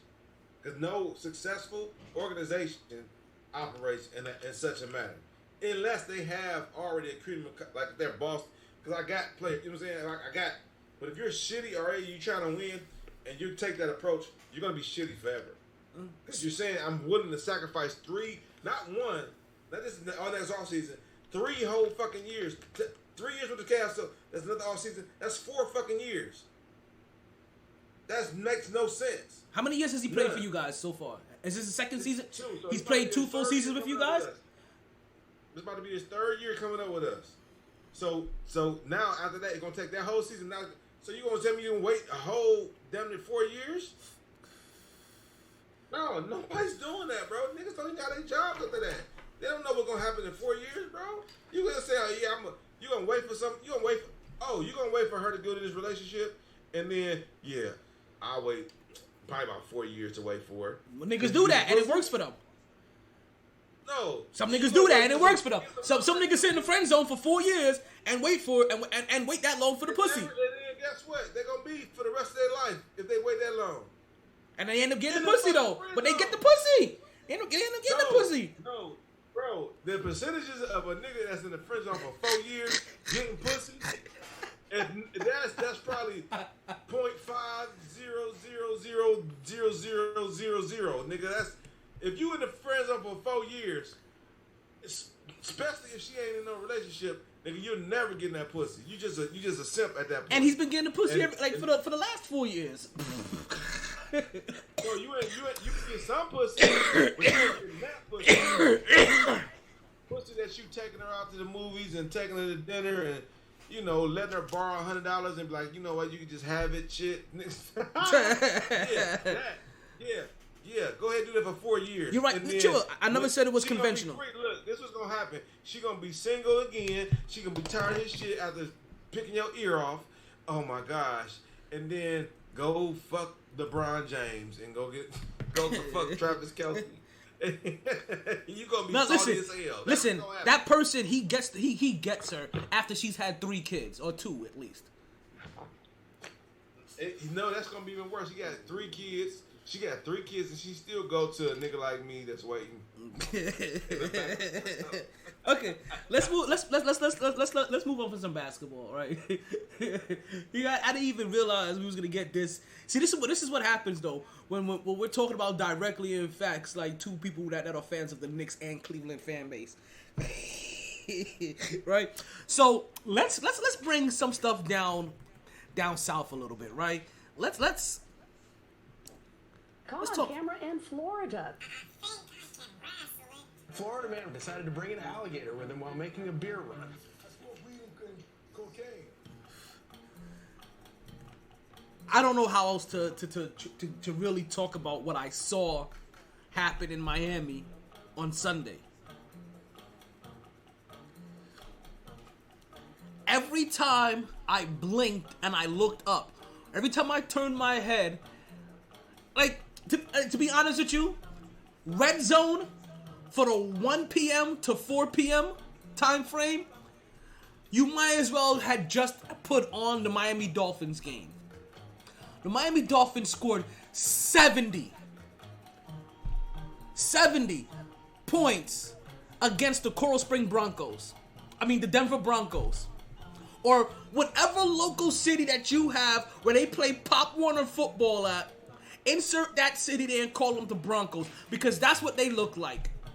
They look like the Tamarack Broncos, the Boynton Beach Broncos, the Sunrise Broncos, the Miramar Broncos, the Miami Garden Broncos, Colorado Springs Broncos. What's over there in Colorado? The Boulder Broncos, the Aurora Broncos. Yeah, I know some cities in Colorado. I used to work for Colorado Hospital. Like, Side note, I want you to understand that baseball is so bad as a third sport, but it got some most outstanding players that's ever played the game in baseball right now. They do. And they do. And they don't have no. It's horrible. They got no vibe, no wave, no hype. You got Shohei Ohtani. You got Aaron. You got Aaron Judge. You got like old school pitching no hitters, hitting 70 home runs in a year. Just Babe Ruth type shit. 70 steals, 40 home runs, and then you got the boy in Cincinnati that's just like a basketball player in baseball like that. This shit crazy. It's got a lot of talent, and I'm just sorry I didn't get that out. Go ahead, bro. No, it's okay because the baseball season's about to be over. We don't talk enough baseball here on the podcast because we usually offer most of the baseball season. And you're right though. There are some tremendous, and you know what though, baseball and baseball players, where baseball players have this thing about them where they all kind of want to be under the radar for some reason, and that very thing to me, I believe, hurts their sports because there are some names that you should know commonly, right? Like the Harpers of the world, and what's the guy in LA, Anaheim, shit. Not Mookie Betts. Mookie Betts is a bad dude too that came out that left from Boston. I don't know how they traded him over there. No. He's been there for a while. Actually, Shohei Ohtani's teammate. What's that guy's name? You talking about not Harper, but that white boy, the big bulky white boy. Yeah, I know. But that's the problem because he's been in the league for at least a dozen years. The guy that we can't remember his name, he's been in the league for at least a dozen years. But there's not enough hype around these players. There's not and you see their faces like basketball players. So there's not enough spotlight on them because also they try to be low key them damn selves as stars, and it makes it makes their sport like not only is their sport already kind of boring, but then it's like okay, your sport is boring and you have boring athletes. But also, like I said, it's bad too because anytime an athlete tries to show personality, then they get checked by all of the other athletes that hey, this isn't a personality sport. It's like the You know what's crazy? You know how they used to call the NFL the no fun league because the owners used to penalize you for everything fun? The baseball players penalize other baseball players for trying to bring fun to the sport. That's the crazy thing about it. Mike Trout. Yes. So what it is in baseball though is what goes up must come down. Your high success rate is 30%. I mean, one of your high, you know what I'm saying, what's awesome is 30% success rate. So you can't never get high because you are gonna fucking lose. It's like gambling. You're gonna lose most of the time. So you're not gonna get ever high on shit because it's the fall on that sword to eat your shit is just so viable. You know, it's just so out there. So you hit a home run and you just fucking don't hit for the next 30 games. That can happen. You always keep. You don't go high, you're gonna go low because of the highs and lows of baseball. And that's why they're like that. They don't. You can't go Showtime because shit. One day you up and the next 4 or 5 unless you're prime time. Oh man, sorry. Well, I mean, yeah, and that's what I'm saying. That would sometimes, or Bo Jackson, like if you can get on base and you know, if you can get on base and steal some bases, I mean, that's different. Those are the guys are typically that are most the showmen though. The Ricky Hendersons, you know what I'm saying? The Deons, the Bo Jackson, like they're showmen because I can get on base and show the fuck out. The Ken Griffey Juniors. Or what's his name? What's the fat chubby one that you talk? Fuck, what's his name? What's the fat chubby one that could hit like a could? Babe Ruth? Could hit. No. Willie Colon? The black guy.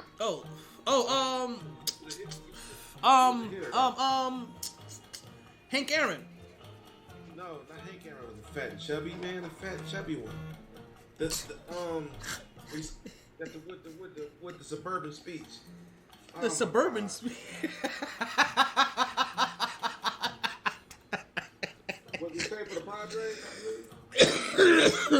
Padres? Sammy Sosa?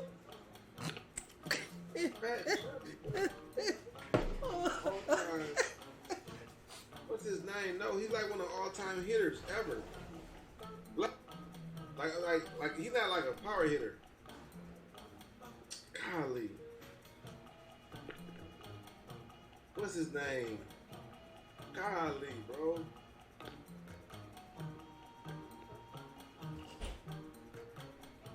Man, this is crazy. Tony Gwynn, that's his name. Oh. Tony Gwynn. Yeah, I don't know what we're talking about that one. I don't know if I would remember that one. You know Tony Gwynn? I would have remembered that one. Yeah, he was. I mean, there wasn't nobody than Tony Gwynn. There wasn't no better hitter than Tony Gwynn. But overall, yes, those guys, they would go out and talk. They could talk shit because they was either super like you can't get them out. They always gonna get on. Their on base percentage was ridiculous, and they gonna go there and steal bases. Like they gonna talk shit to you and then steal the base. You know what I'm saying? That's Ricky Henderson, like those are like the Kenny Loftus, like they were kind of like they would have chains and they would, you know what I mean, to go out there and they just kind of ball. You know what I'm saying? Like the shortstops of the world are typically the ones that have the most personality because they can. You ain't gotta hit to be effective. They can play defense. They can bunt, get on. They can just they just don't strike out. So they're getting on. They're doing the damn thing. But Mike Trout, shit, he might be here today and be gone for the next fucking 3 weeks. So.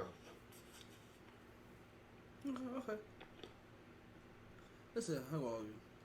But it was our baseball talk. As we go, get our diamond notes in here real quick. But let's go back down to Florida. Caught on camera in Florida. Florida man decided to bring an alligator with him while making a beer run. That's more weed and cocaine. So back to this game. I know. Did you see this game live, Chill Will, or did you hear about it? The Dolphins. I've been back and forth, and I've seen some of it, but I didn't see all of it. Yeah, this is one of those crazier games. It was 35 by halftime, and I felt like the dude from Rocky, like throwing the damn towel. Like, this was a complete and utter beatdown, and they had what was it? 2 players that had shit. What's the word I'm looking for? That had 4 touchdowns. That's the word I was looking for. Plus Waddle was out, and then well, it's not Mostert, but the other guy is out. The other running back is out.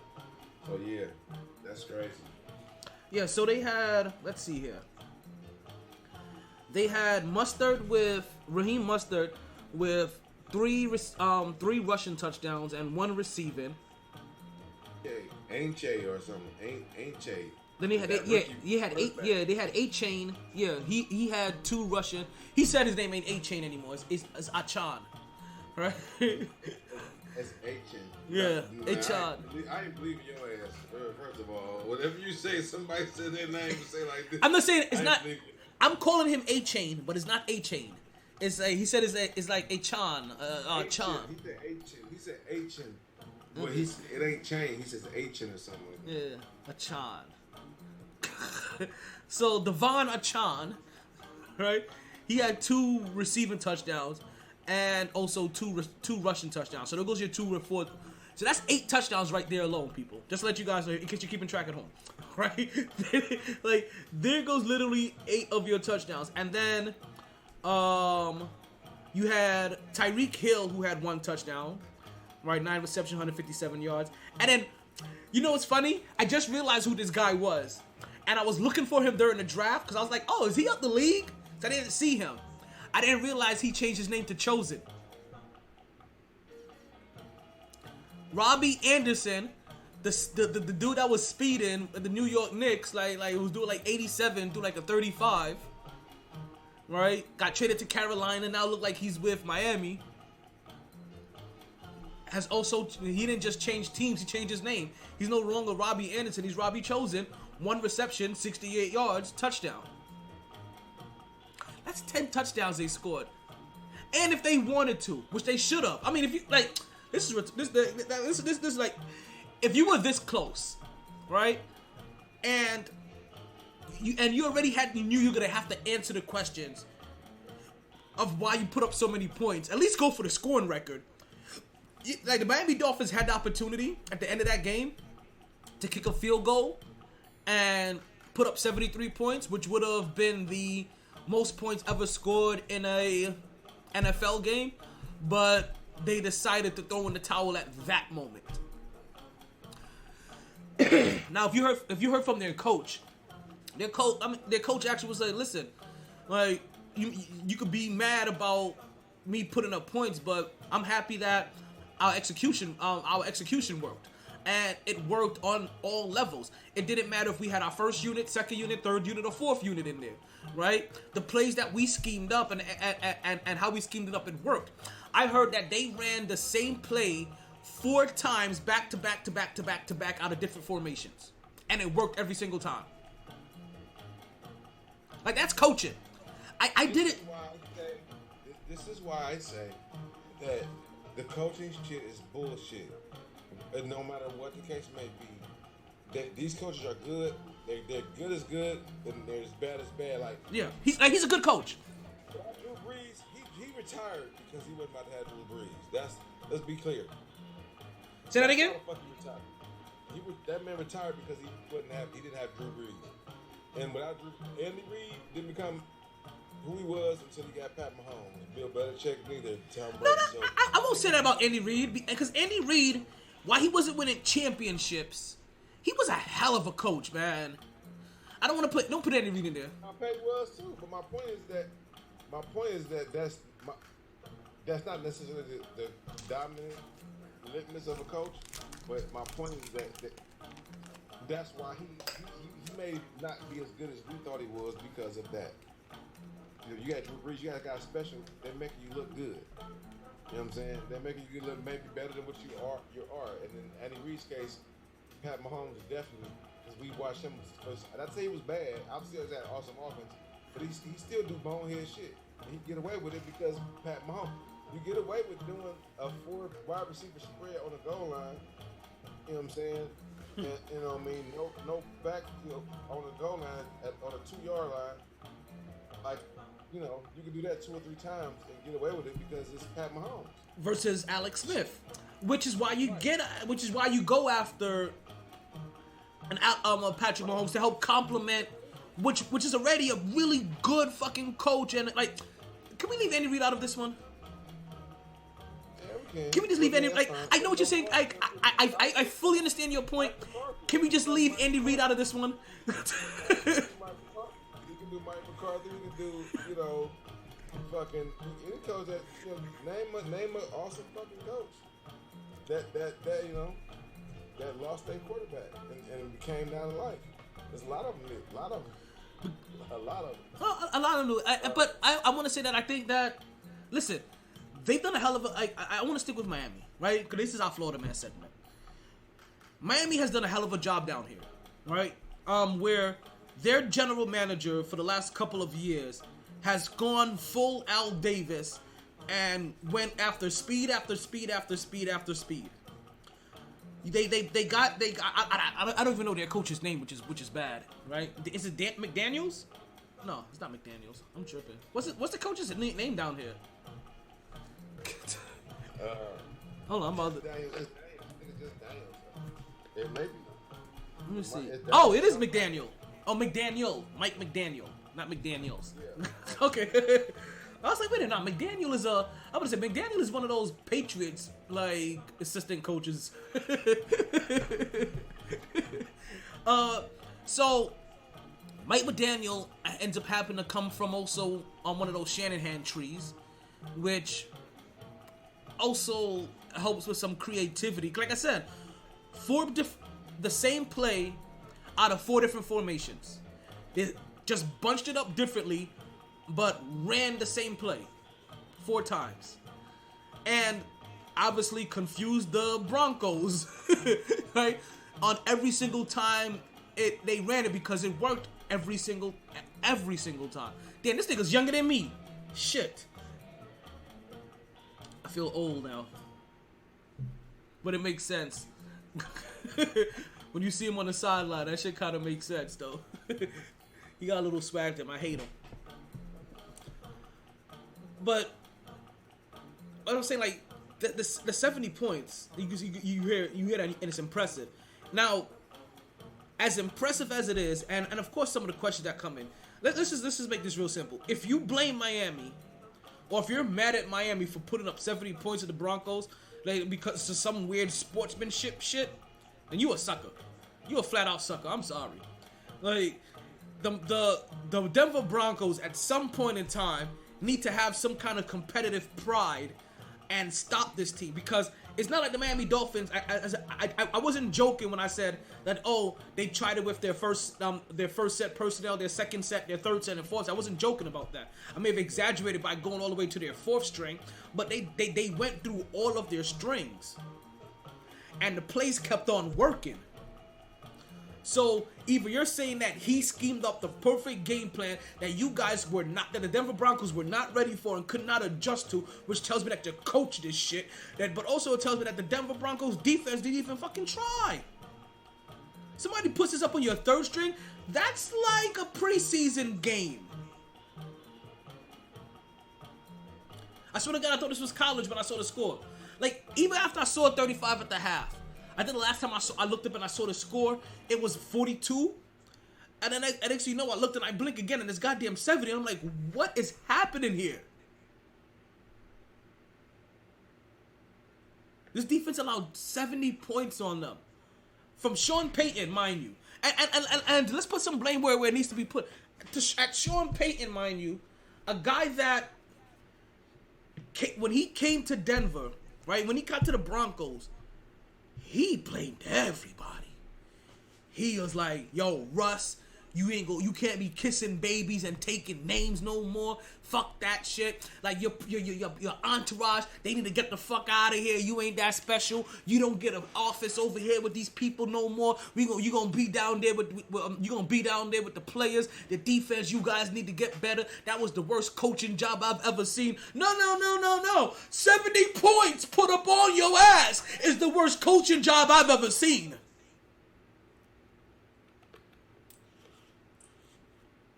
Boy, Talk about karma. This football season. I don't know what year this is considered. Super Bowl year this is considered. But we gonna rename this the year of karma. Because some of the things that we have seen happen, the injury to Aaron Rodgers on the fourth play, right? The Denver Broncos getting 70 dropped on them when this was supposed to be a brand new Broncos team, right? Kareem Hunt, aka Mike Hunt, right, making his way back to Cleveland, mind you, after.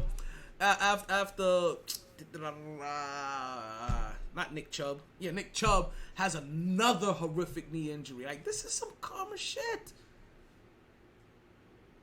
So what the fuck has been going on? But Miami looks impressive. Miami really looks impressive. Like, you understand, I'm a Jets fan.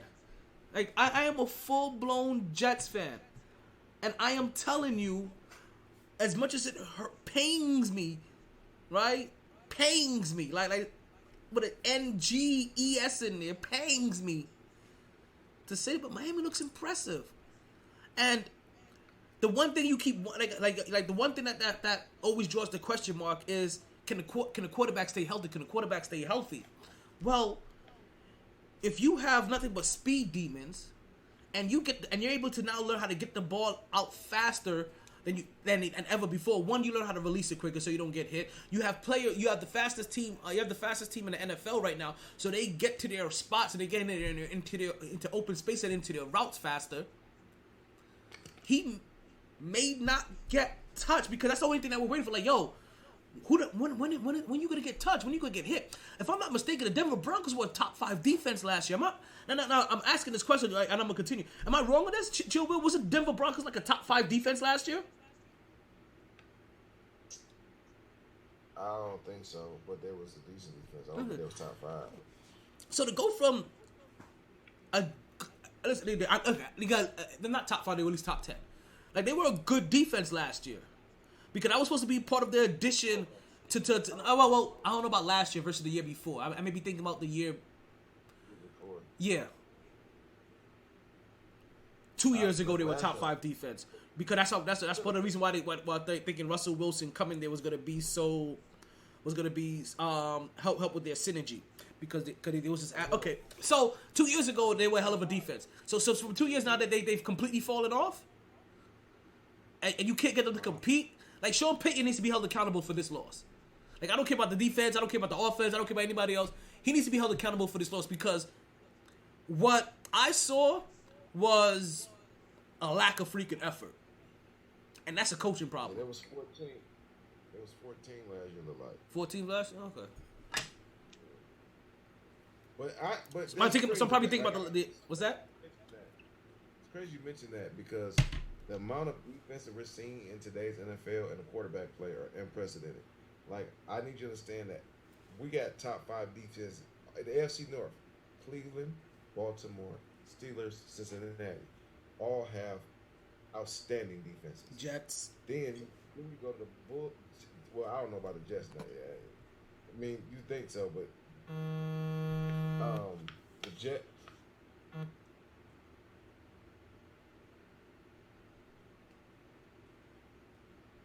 Oh, Chewie had to take a phone call. So he's talking about the defenses, right? He's gonna make up defenses right now. Miami's offense is just looking phenomenal, and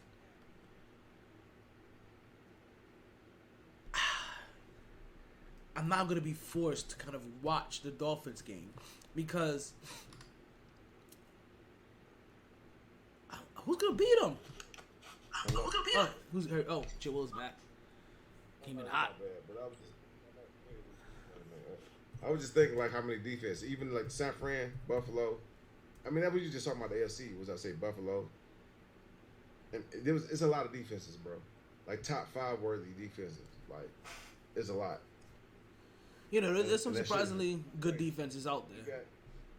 And then you still got Dallas, San Fran, the Eagles. Like, it's literally, I've named about 10 of them that could be top 5. Like, and they're Yeah. So defense is like the top. Being top 15 is a legitimate. You get a legitimate defense this year. Listen, for as bad for what is it people don't even think about the Jets? The Jets the other day held the New England Patriots to 15 points, and even when they played the Cowboys scored 50 had to score 15 points from field goals, because they couldn't get into the end zone every time they was in the red zone. Like, so it's one of those. I know the Jets ain't winning, and because of how they're looking or how they basically have to be perfect because they have such porous quarterback play. It doesn't look like the defense that they said they were going to come out and be. But if they had competent quarterback play, this defense would shine a whole lot more. You would recognize it a whole lot more. Because they only need 15 points to win. That's basically saying I need 2 touchdowns and a field goal, which is what the position they were in last year. And if they would have just scored 17 points a game, they would have ended up having 10 wins last season. Let's move on. Because like I said, like I'll rather talk about, like, you know it's bad when I'd rather talk about the Miami Dolphins versus the New York Jets, because I can feel the anger boiling up in me as I talk about the Jets. And I at least want to start off this podcast in a good mood. Like, you guys will get angry me later on. How much time we got left before we got That's crazy, bro. I don't know. Y'all offensive line, man. I think there's a lot of shit that's bad. I don't think it's just Zach Wilson, though. For sure. I can just say that. I got to say that. I don't think it's just Zach Wilson. It's. I mean, he's not that special. Like, he's not Aaron Rodgers, right? But man, he still gotta help that motherfucker out. You gotta people like that. You gotta help out to an extreme extent, and you ain't do really shit to fix the offensive line. He had, like, so. If you look at, and I don't know how misleading these numbers are, because maybe because he's scrambling for his life and holding on to the ball longer, but I don't think that's the part of this. I don't think that this stat takes into it. Right, but there's an advanced stat out there that lets you know of quarterbacks that have the most time to throw the ball, and he's up there with time. He goes through his progression slow, and he don't see him. Gotcha. So for instance, in that game, Garrett Wilson is on a slant, and he's basically open from his release point to the end zone on a slant. Not to the end zone, but to the sideline on a slant. When Zach Wilson finally sees to throw him the ball, is basically at the hashtag mark, almost, you know what I mean, between hashtag and the sideline. Is when he finally gets him the ball. Like that, and mind you, Garrett Wilson should be the first person you look for every single time, because he's your number one receiver.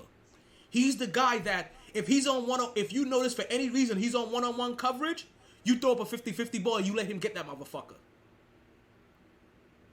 He's one of those kind of receivers. And he doesn't see that nor recognize that.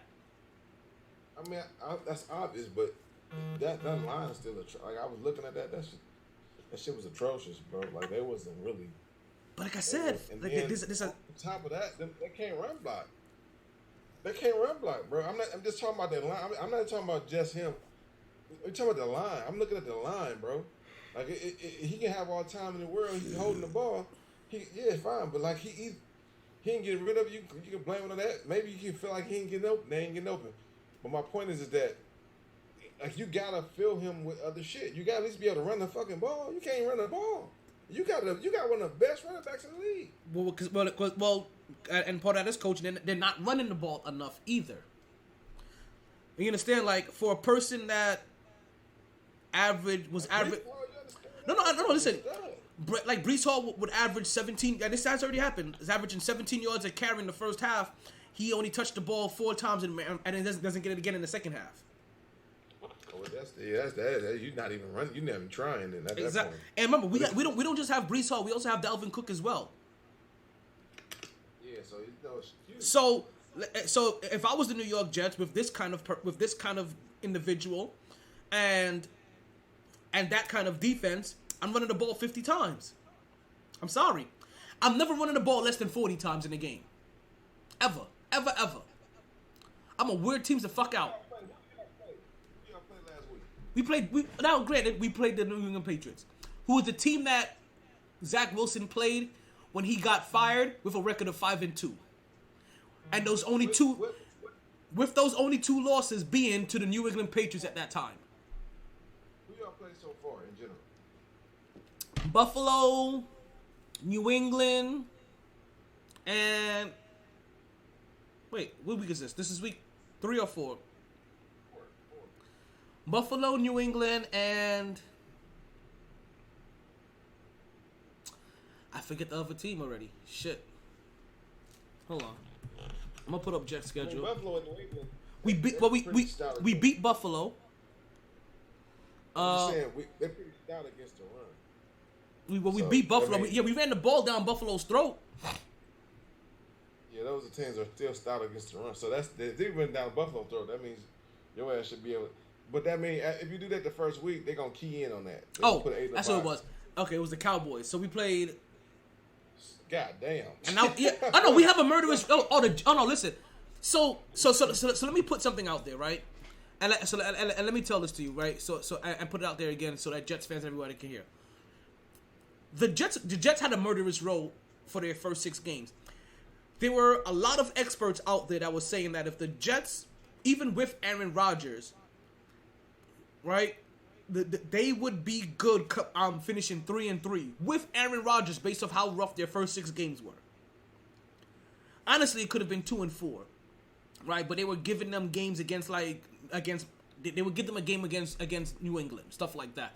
Even though New England could be bothersome regardless of who your quarterback. Like I said, New England only scored 15 points. I know Aaron Rodgers in the positions that we had Zach Wilson, and he would have put up at least 2 more touchdowns. So it's little things like that. So even with Aaron Rodgers, they were talking about 3-3. That's the reason why when I hear about them needed to bring in a new quarterback, which I can understand because he reads progressions bad, or do this thing. Who else are you gonna bring in that's gonna do what Aaron Rodgers did, or be better than 3-3? There was even people saying that we could win 10 games in this conference and not make the playoffs. So who are you gonna bring in that's gonna win 10 games? Who? Colin Kaepernick. Listen, I'd rather take my boy Crab Legs. He just needed a shot. I'd rather take Crab Legs. I'd rather take famous Jameis Winston. So these are the kind of things that's going on in New York. So the New York Knicks' first 6 games. Let me let you know how tough it was, right? So the first game was Buffalo. Then we played the Cowboys. Then the Patriots. After that, we played the Chiefs, right? Before this whole debacle, and we always thought this was possibly going to be where we got one of our wins at. We played the Broncos and then the Eagles. That's our first 6 games. That's it. Now, they beat the Bills, but if you were just to be truthful with yourself, Bills was supposed to be a loss, Cowboys supposed to be a loss, New England a loss, Chiefs loss, Broncos a win, Eagles loss.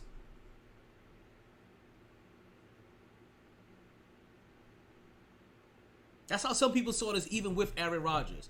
They said they wasn't gonna get. It was gonna be the second half of the season where things were gonna pick up, where we play the Giants and then the Chargers and the Raiders, right? We get the Falcons, the Texans, the Commanders, the Browns. Like, it was during those games that they were gonna be looking to be able to revamp some of those wins. Obviously, because they're in our division, we're gonna play the Bills again. We're gonna play the Dolphins again. And who did I mention? Bills, Dolphins, and the other team. Who am I forgetting? Patriots. Oh, man. I want to have some fun for a little while. We're going to lose Chill Will here in a few minutes. Right? We got about 10 minutes before everybody listen on Podbean. We're going to switch it over. We have another feed ready for you guys. Everybody else, don't worry about anything. You guys stay right there. We're not going anywhere. I don't know if you guys can see this, right? I don't know if you guys can see this. Some of you can, but some of you can't. Let me stand up. You see this shirt that I got on? You see this shirt, you boys? Let me show you the back. Let me show you the back real quick. Let me show you the back. Stop looking at my ass. Pause. Let me show you the back. Y'all see that? Y'all see that? So, this Friday, right? Why we didn't have a podcast on Friday? Actually, there's a bunch of reasons why we didn't have a podcast for a couple of days. We haven't talked for a while. Let's let you guys know. I don't think we've talked since last Tuesday. To be honest with you, maybe last Wednesday, but definitely last Tuesday. So, this past Friday, there was a Nas and Wu-Tang concert going on down here. At the same time, there's a Drake concert going on in North Carolina. I'll tell you why I mentioned that one. Right? So shout out to all three parties: Wu-Tang, Nas, and Drake. Right? Out there making big money over the weekend. But I made it down here. They had it at the Hard Rock down here. Right? Our Hard Rock Casino is shaped like a guitar that sends beams of light into the sky that you can see from miles away. Right? It's kind of pretty dope when they reconstructed the Hard Rock to have it shaped like a guitar, because it wasn't always shaped like a guitar. I remember when they actually did the reconstruction. I think it was like the summer of '89, and I made up the year, but it was the summer of some year. Right, so you go in there, whatever. I haven't been to the Hard Rock in a while, but I really appreciate their parking was free. I forgot about that part. I forgot that they had free parking. I was definitely pulling in there like, God damn it. When I was heading down, I was definitely thinking like, damn, I gotta pay for parking too. Hopefully I can coerce them to put me to the handicap spot where maybe I don't have to pay for parking, right? Or I can sweet talk one of the shorties again, like I did in for the Mayweather fight, right? So I end up getting those tickets on Thursday for that event on Friday, and it was a little, sometimes you gotta treat yourself. It was a little treat to myself because it was super last minute, but shout out to VetTix, right? Tickets were dumb cheap, right? Tickets were dumb cheap, and then the section that I was able to get it from, right, was even super discounted. So I paid probably like a third of the price, right, of what it was normal. So I'm like, oh hell yeah, right? You're right above the 100 section in the orchestra section, and you're right in front of like where. I'm sorry, you said you will. Oh, I thought you said something. And I'm right behind like one of their like the sound ops. Where you get those tickets at? Oh, VetTix. Actually, you know what? Let me do this for you. Oh, are you watching anywhere, Chill Will? Watching where now? The podcast on Facebook or on Twitter or on Facebook or on YouTube. Well, if you're watching, I just put up a VetTix link on the thing that you can scan that QR code. VetTix. Okay, you said VET. Yeah, VetTix. All right, cool. Yeah, VetTix. Yeah, so any veterans out there, go ahead and scan that QR code if you're watching, and go ahead and sign up for VetTix, and you'll be able to find ridiculously cheap tickets to local events. Like we're talking about car shows, we're talking about car conventions, any kind of conventions, comic conventions, erotic conventions. Just think conventions. There's a lot of conventions on there. But there's also wrestling events on there as well. If there's a local sports team, they usually can find some. Like Miami Marlins tickets were on there all year. Before Messi came to the Pompano, the team in Pompano or whatever team they call it, Miami, right? Because Pompano was nowhere close to Miami. I'm telling you right now, they are so far from Miami. Like, I can understand the Dolphins calling themselves the Miami Dolphins. They're in Miami Gardens, right? That's not even Miami, right? And that's still some ways away from Miami. But to call Pompano Miami, you understand? It's that there's different counties down here where we're at, and Miami's county is Dade County.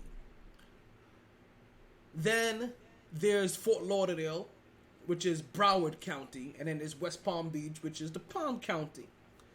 So, at least Miami Gardens is in Dade County, right?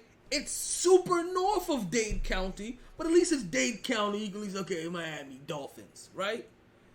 But for Pompano, you are damn near close to Boca, so you're almost close to Pines, but you're in Broward,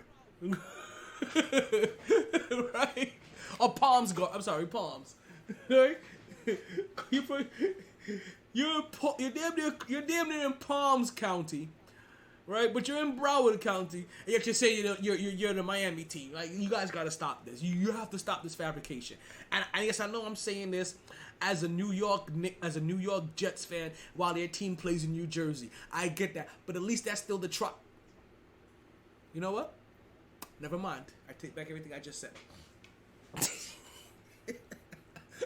It's still the Tri-County area, whatever.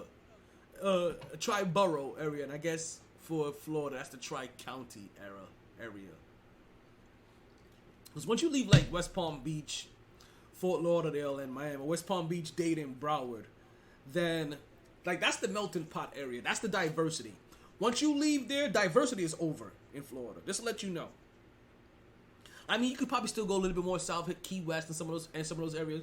But once you leave Miami, Dade, and West Palm Beach, diversity is over. Tallahassee, that's basically Alabama.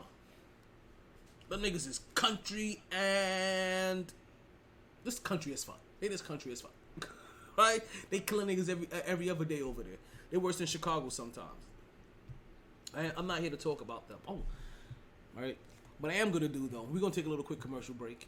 And when we come back, we're going to continue right here with the Mighty Sports Podcast. I had to switch over feeds. I got to get Chill Will back in here. Look like we already lost everybody on Podbean. Oh, no. What's going on? Okay.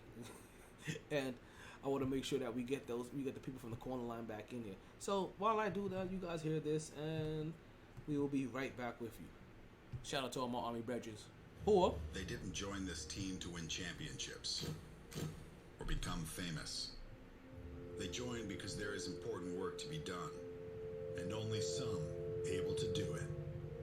They are brighter, better educated, led, and equipped than any team in history. I meant to call my boy Al, and I forgot. They are doctors, lawyers, engineers, technologists, and combat troops, all prepared for whatever comes their way. You'll find them where the lights don't flash, and the only contract they sign is with themselves and their country. One day, they may be asked what they did to make a difference in this world, and they can respond, I became a soldier.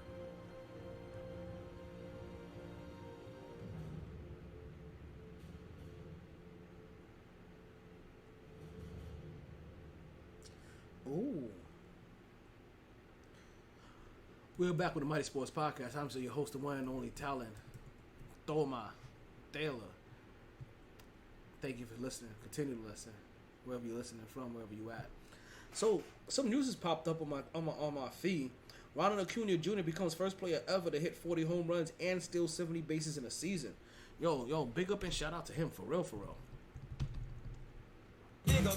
As we was just talking about multiple arrests made after juveniles loot multiple stores in Philly. Let me get off social media. You Philly niggas. Oh man. So let me tell you about this concert. This concert was dope as fuck. I can't front. This concert was really dope as fuck. So Wu-Tang was better than Nas. But that's probably because they had more to give, right? Like, I feel like if I'm just at a Nas concert, I'm probably blown away more by the banger after banger and the reminisce and the journey and the path that I'm being taken down from his, you know what I mean, from his bag, right? But when you combine the two, Wu-Tang has more to give, and I think you understand what I'm saying this on why I'm saying this, because Nas is just Nas. For Wu-Tang, you got 9 different artists, so the first set comes out, and it's RZA, Jizza, Raekwon, right? And they go through a couple of songs, whatever, right? Take you through some places. And then, at the end of the first set, they bring out Ghostface. Bam. There goes a whole nother pop. Right? You get, right? Then finally, shit goes down and Nas comes out. Another pop. Lights dim. Right? Everybody learned from DMX. Lights go down. Nas comes through. Lights come through. Right? And he starts going through, his first set of bangers. Right? Drops in a new joint in there. La. Now Wu-Tang comes back out. Now it's Raekwon, Ghostface, RZA, Jizza, Chef. Right? And now, bam. Old Dirty Bastard can't be there. Young Dirty Bastard pops in. Another pop. Right? Then Nas comes back through. Bam, bam, bam. Set. You good. You go down your memory lane. You feeling it. Wu-Tang comes back out. Now you got Raekwon, RZA, Jizza, Chef. Right? You got Ghostface, Young Dirty Bastard. You got Shaheem. Right? They doing their thing, and then bam, Method Man come out, bam, Redman come out, bam, everybody else starts coming out. Now it's a whooper. Take out my melody, my music until as we go. Back and forth, back and forth. All right, so they're able to. So Wu-Tang has the luxury of hitting you with waves of people to give you different pops to the music, along with the music, while Nas just kind of had him and his music to pop you. Still good. Like I said, Wu-Tang just had more to give. So Wu-Tang's portion becomes way more enjoyable for me than Nas's did. But I ended up getting the Nas shirt anyway. Cause they really was dirty on this, and there wasn't really one shirt that captivated both. So it was either you spend 90 on a hoodie or 45 on two different shirts. I was like, I'm just gonna get. So this is what I did. Got me the Nas shirt, but I made sure the shirt was cream. Right? That's a see, you get it now. You get it. A cream Nas shirt. Cash Rules. And they did Cash Rules everything around me. And they did that thing to a completely different... I can't remember what beat they did it to. They did Cash Rules. They did Cream to... And no doubt, that was some of the... Yo, son, you saw this tipping.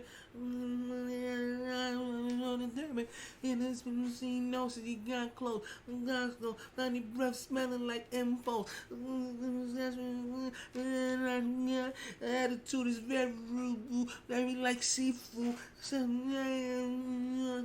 Goddamn bad, you banging like busy. Yeah, really, you be bloating like Sport McKinsey. In the bag, B. Whole ton of different B. We're talking about they slowed it down. They made it sensual. Yo, the chicks was out there. You know when they do that shit when they make sure they make the.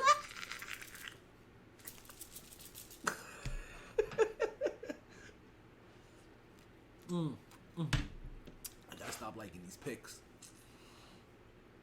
I gotta stop liking these tits. Wait, I'm on Instagram. See, I'm not even supposed to be on Instagram here. This is supposed to be TikTok. That was a show intro. So it was good. It was good. It was a really good show. I'm glad I got the opportunity, like, to go watch it, because I was like, yo, I haven't been to a lot of concerts. I realize, right? And there's a lot of people I would like to see perform. So to get the op to see Wu and Nas in one swoop together, right? Because I'm like, yo, I don't care if you in your prime or not. I'm there for the nostalgic act. right? I'm there to get my Seth Rollins on. I'm there to be in the crowd and sing your song. You know what I mean? Like, sauced up, yo. Got 2 jack doubles, and I was like, by the end of the second jack double, I was like, I'm gonna have to slow this down. So I got a beer, of course. You know, you get the tall boy. I was like, hey, yo, faded. But you know, I couldn't stop there.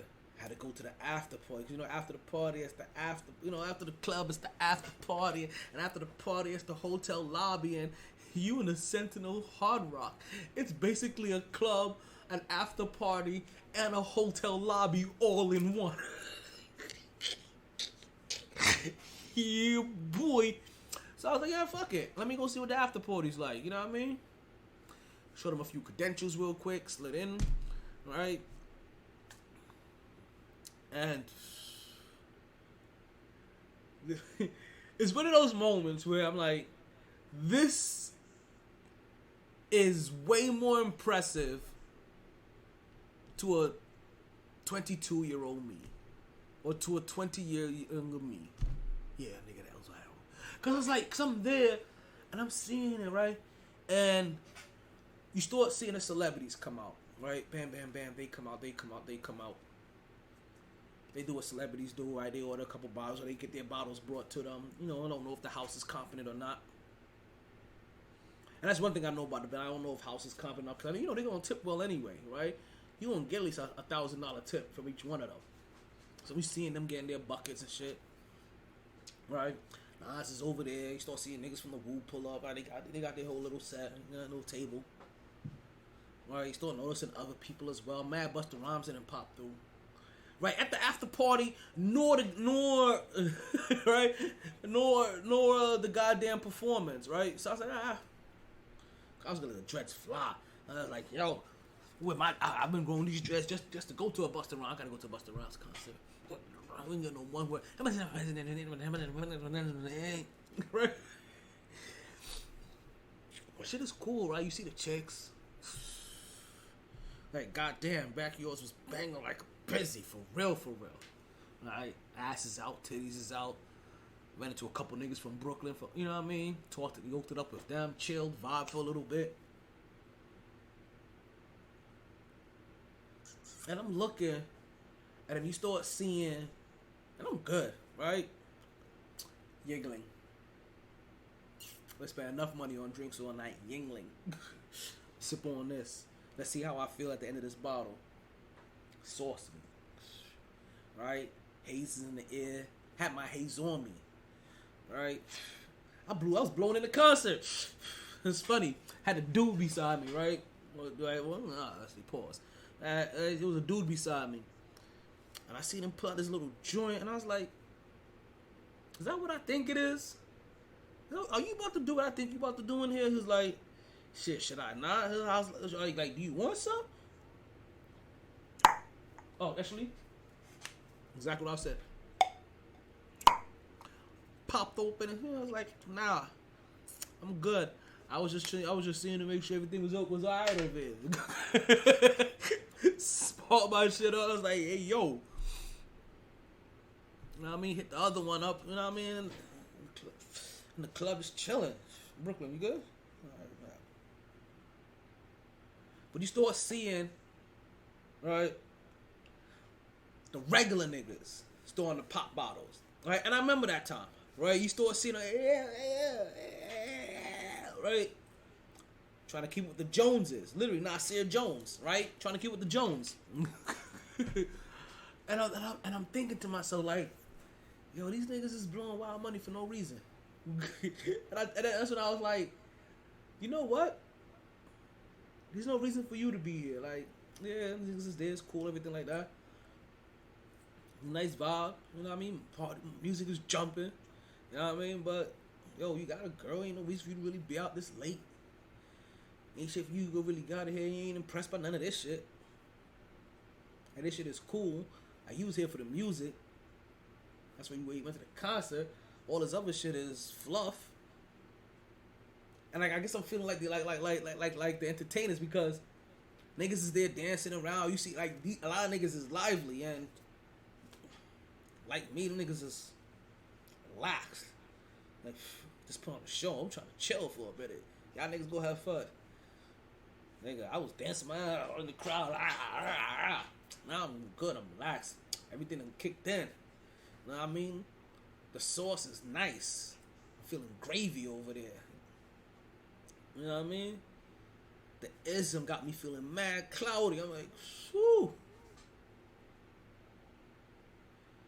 So I'm really vibing. Like, I mean, you know what I mean? When you get the low I vibe, I'm vibing. Like, nigga, you take your ass home. Like, shit. Like, you ain't feeling this shit. And everything is in your head top right now. Like, even this bed is getting a little too near to the Abdullah Mankata. Like, fuck it, yo, we gotta go. Gotta.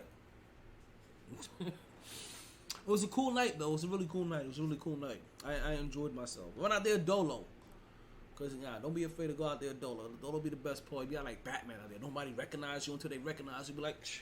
Like, oh my God, Bruce Wayne. I didn't know you was going to be here tonight. Shh, Batman. Let's get back to the sports, folks. Let's get back into the sports. Apparently, Deion Sanders got humbled. And I want to know where. I seriously. Colorado played Oregon this past weekend. And it was what everybody thought it was going to be. Everybody thought Oregon was going to whoop that ass. And don't get the TCU victories and the Colorado State victories. I don't want to say don't let them fool you, but don't let them misguide you to making heartfelt decisions, right? That may defy logic. Because there's only so many times you could press that luck. Oregon was supposed to be the superior team. The fact that the Colorado Buffaloes are 3-1 right now means that they've already won 3 times more games that they won last year. Any games that they win after that is that number times more games, 4 times more games, 5 times more games, 6 times. Because they only won 1 game last year. And as Deion said, this is probably the worst that he's going to be, so get him now. Get him now, talk your ish. Now, why does everybody have to talk ish about Deion and his team? See, it's so funny, right? It's like, this is really like what, for the people that's out there, right? Believe it or not, this is what watching wrestling it feels like. And I'm going to explain why.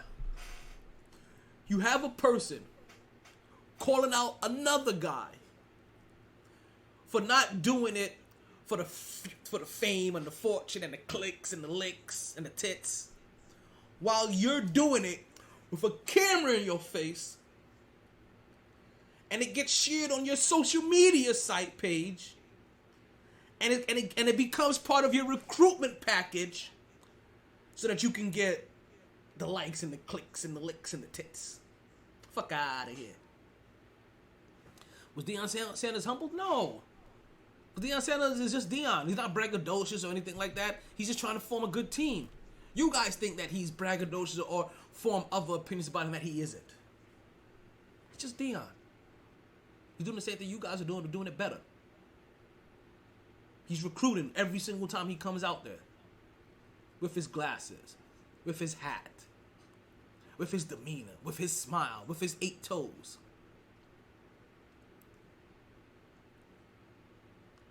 With his preaching like speeches. All of that shit on your social media pages and out to the world because it's part of your recruiting package. What used to happen at the beginning of every season, there used to be a rotation of coaches that used to come through ESPN and Fox Sports and talk. Why were they talking about it? Because they're recruiting and they want to be part of their recruiting package. They weren't trying to touch the youths. Pause. Not like that. They're trying to get through to the youths. The youths.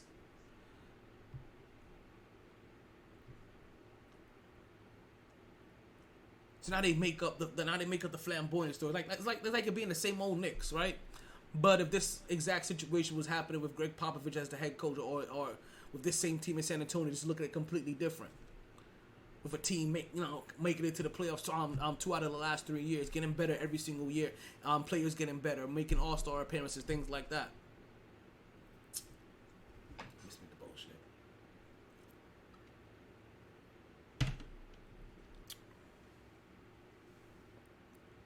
I don't know how Dion was humbled, but I do know he took a bad loss. Right, and this is a weekend of bad losses. As we just told you about the 70-20 blowout, and I don't know if I ever gave you the final score of the Denver game, but it was 70-20, so it was a 50-point blowout. Right, Colorado was lost this game 42-6. Last time I think I saw the score was 35-0 as well. Actually, this game actually ended up being 42-0. The only points that they scored ended up being in the fourth quarter. And that's what I said, I don't understand it, because we see these scores in college. And this is reason why I say I don't understand if anybody was giving Mike McDaniels any ish, because we see this happening in college all the time. These kind of scores, you don't hear anybody yelling, throwing in the towel. Then, no, where all these guys come from, college. Where these players come from, college. Will you guys end up teaming them up with half the time? Some of their college, some of their college teammates, for chemistry and other stuff, right? What do you consistently help keep on adopting to make NFL life easier and the transition more adaptable for these players? You bring in something they did in college. So 70 points to a young team that's happy, motivated, likes playing together, wants to play together, likes the area that they play in, likes the city. La Playas and Putas. We'll put that on the shirt. I gotta put that on the shirt for real. La Playas and Putas. But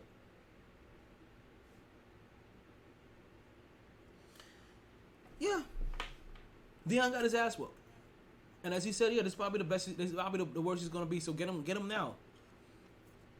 Nobody expected Colorado to be a powerhouse. If Colorado manages to be a playoff contender, this will be a phenomenal feat. Like I said, this is a team that won one game last year. But what it has done though, I didn't watch this Oregon game, but I did make sure I checked it on the score, right? And that's when I got in. They had 35 points, and I was like, ain't no reason for me to watch this. And also my next thing was like they said like what we thought was gonna happen happened. More than not, we thought this was gonna be an L. This happened to be the biggest L he's taken so far. Now, am I going to jump down Deion's throat like I did on Sean Payton's throat? No, because Deion didn't come out here and say that the people that was here last year was the worst coach job ever. No, this is the 1-9. This is a team that won one game last year, and all he says like, listen, we're going to clean house. And I'm going to hit up this transfer portal, so make your way over here if you're trying to come to this team and try to win some games. And get some of this nil money. Kansas City tried to follow what happened to Colorado, and also what the Miami Dolphins did.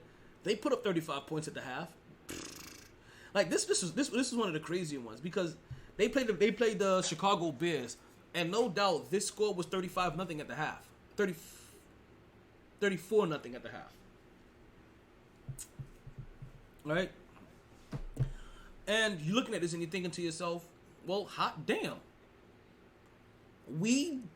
Kansas City must have seen what Miami Dolphins did earlier today, got motivated, and said, you know what? Anything you can do, I can do better. I can do anything better than no, you can't. I can do that. You don't get anything. And he couldn't. Now, and I feel like not for a lack of effort, right? 'Cause like I said, it's 34-0 in the first half, right? The 10 points that Chicago scores ends up coming in the fourth quarter. The Kansas City Chiefs only end up scoring 7 points in the whole second half. But also in the end of that first half, Patrick Mahomes ends up getting rolled up on. And and it looks like he ends up twisting his knee, right? So something with his knee and his ankle. So you could see him come back and try to get his knee and ankle loosened up. We've seen him play through injuries before. Not surprised that he came back. Actually, kind of surprised that he came back in a game where they were blowing out for a Chicago team that now becomes the new Arizona, if you know what I mean. That if you have a defense in fantasy football that you're looking to try to pair up against a team that kind of sucks, you go ahead and you pick whatever team is playing Chicago Bears, because they're most likely going to have a fortune that's going to bear in your luck.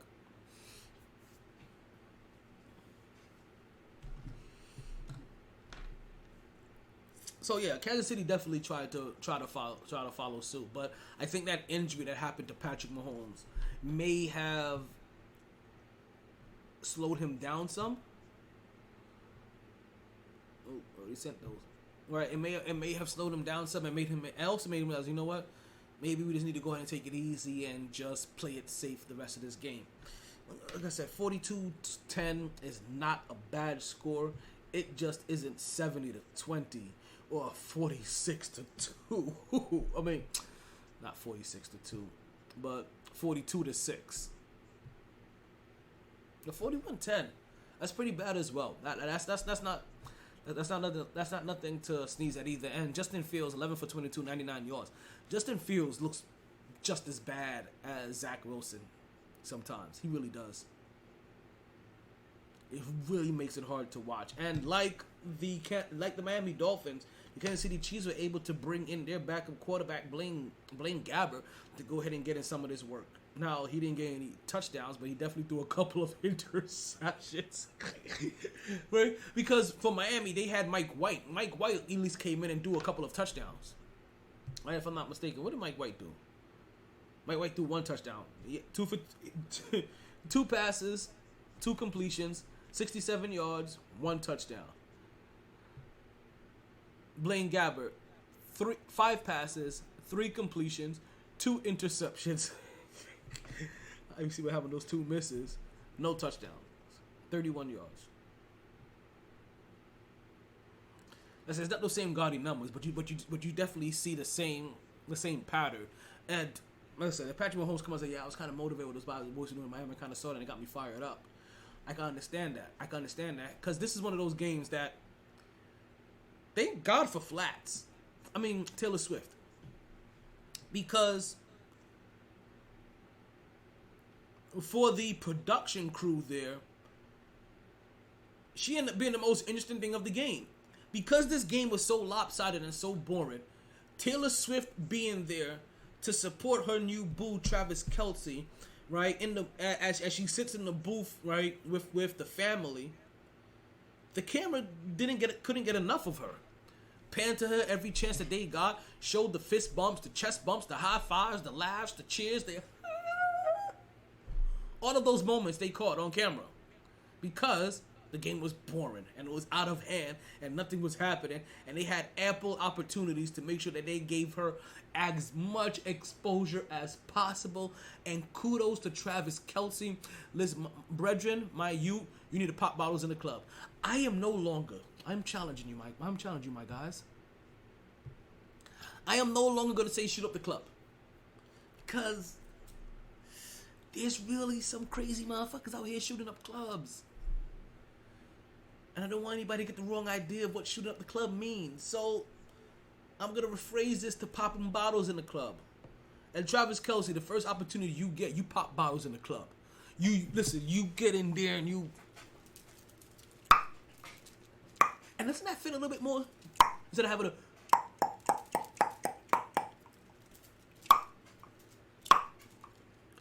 Pop bottles in the club. Spray champagne all over the club. Do it. Immediately. Travis Kelce, an individual who already was in the top 10, I think he's already in the top 5, to be honest with you. Already in the top 10 of jersey sales. Increased his jersey sales numbers by 400%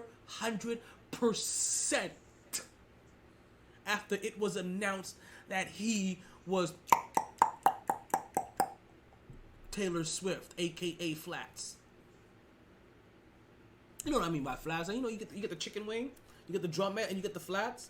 Right? You have the Ice Spice and you have the Taylors. Wait, do I still have that image? Hold on 1 second. In case you guys don't know what I'm talking about. Do I still have that image? I don't think I made an image of that one. I'm going to have to make an image of that one because that one is going to be a historical reference forever with me now.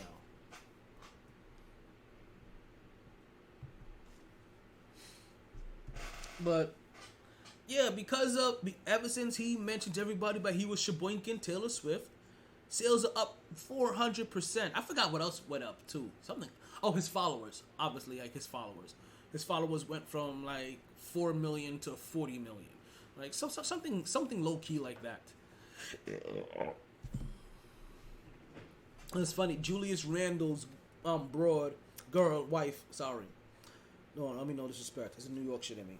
But Julius Randle's broad, like she came out and she was told her like, hey, like, isn't this really nice? Like nobody knew about Travis Kelce. Like she brought some attention to Travis Kelce because nobody really knew about Travis Kelce until Taylor Swift started messing up. Like, oh, he was like, whoa, pause. A lot of people knew about Travis Kelce. Like almost everybody knew about Travis. He was in Dancing with the Stars. He's been on cooking shows. He has 8 billion commercials. He's a Super Bowl champion. Like he has done a lot of noticeable stuff before then. It's funny they said Travis Kelce went from hey yo pull up on me to slow down there, buddy. You guys know what I'm talking about. Because Travis Kelce, if you guys don't remember, used to be married to a black chick. I'm just gonna assume that she fucked it up in her womanness, right? Cheated on him, did some dumb shit where she was just after his money and not really his heart, and he had to leave her because she was a conniving broad. All right, I'm assuming. I could be wrong. I'm just gonna assume on that one. Yo, don't hurt me for that one. Don't hate me for that one. But. Big up, shout out to the Kansas City Chiefs, right? As they bounce back now, they're now 2-1 after taking that bad loss in the first, right, in the season opener to Detroit. So they're now 2-1.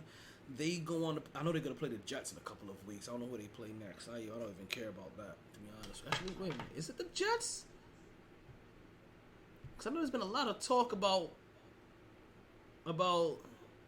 her coming to New York and this crowd and another bad game. Good thing, let me see. It's probably is the Jets. Wait, I mean last season. Where we at? Yep, it's gonna be the Jets. Sunday Night Football prime time. Oh, it's gonna look bad. Oh, it's gonna look so bad.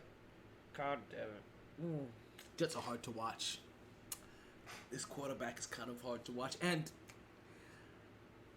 it's hard to watch for me, and I want him to go through the growing pains.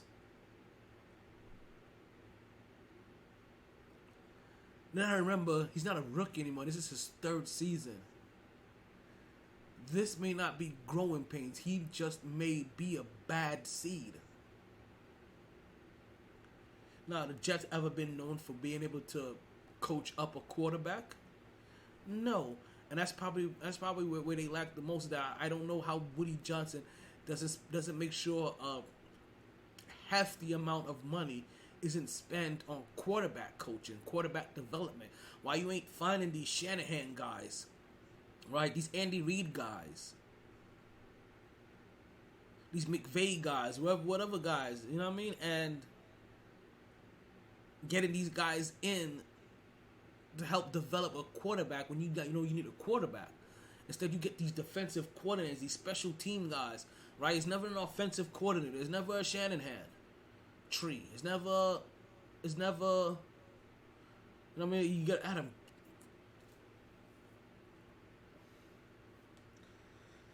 No, I will not let you. Oh, goddamn, I'm in the right section.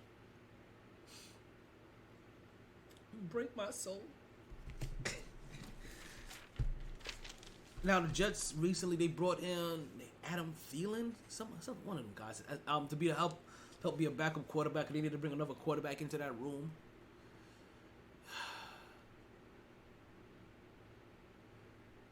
this is always going to be a rough 6 weeks. It's just with Aaron Rodgers, these 6 weeks was going to be more exciting. And feeling like, okay, let's see what could happen here. Instead of just feeling like this bottomless, dreadful hole of hopelessness.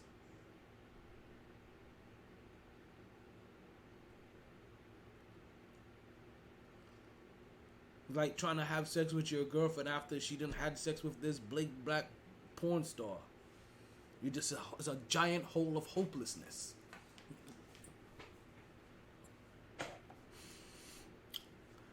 And that's where the Jets are at right now, because it is rough to watch. Trust me when I say, as much as I'm here and I say, like, you know what, let's have them go through the growing pains.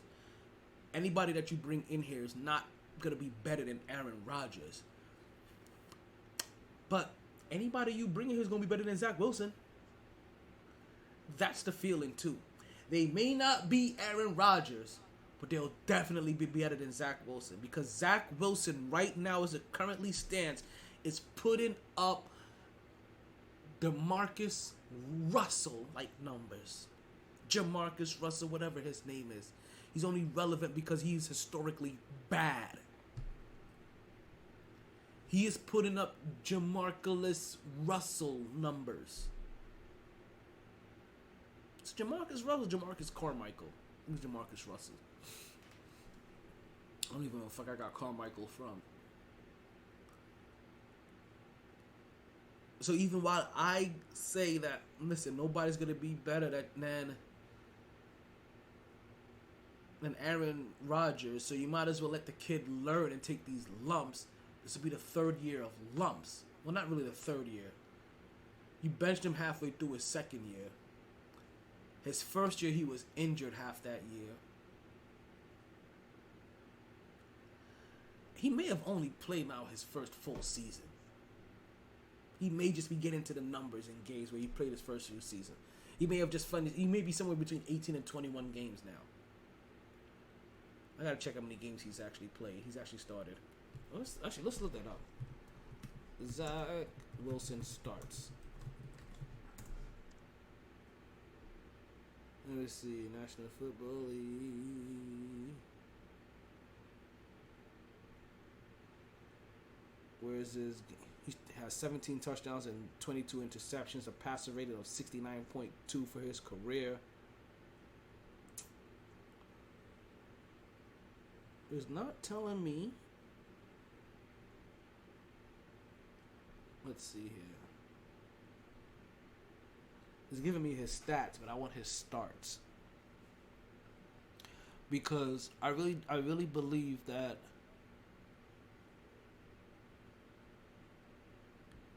he's just around a full season right now for some odd reason. Where can I get his games played? Let's go look at his stats. Let's see here. 46 yards. La la la. Where can I see his games played? Okay, here we go. So 13, 9, and 3 so far. So he's at 25 games. I thought he was at somewhere between 18 and 21. He's at 25. In 3 years, he's played 25 games. Where he should have played by now 48, 46, 54. 18, 54, right? Well, 18 his first year, and then every year after that was 17, 18. So 53. He's played 25. He's also been, right? Well, this year doesn't count so far. Back up again. So in his first 2 seasons, he's played 22 games. Where he would have been eligible to play 36. That's enough. That's enough in my eyes.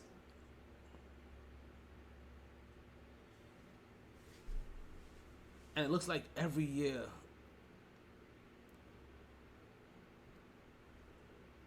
things just get worse. Like, it really is crazy that his best year was his rookie year.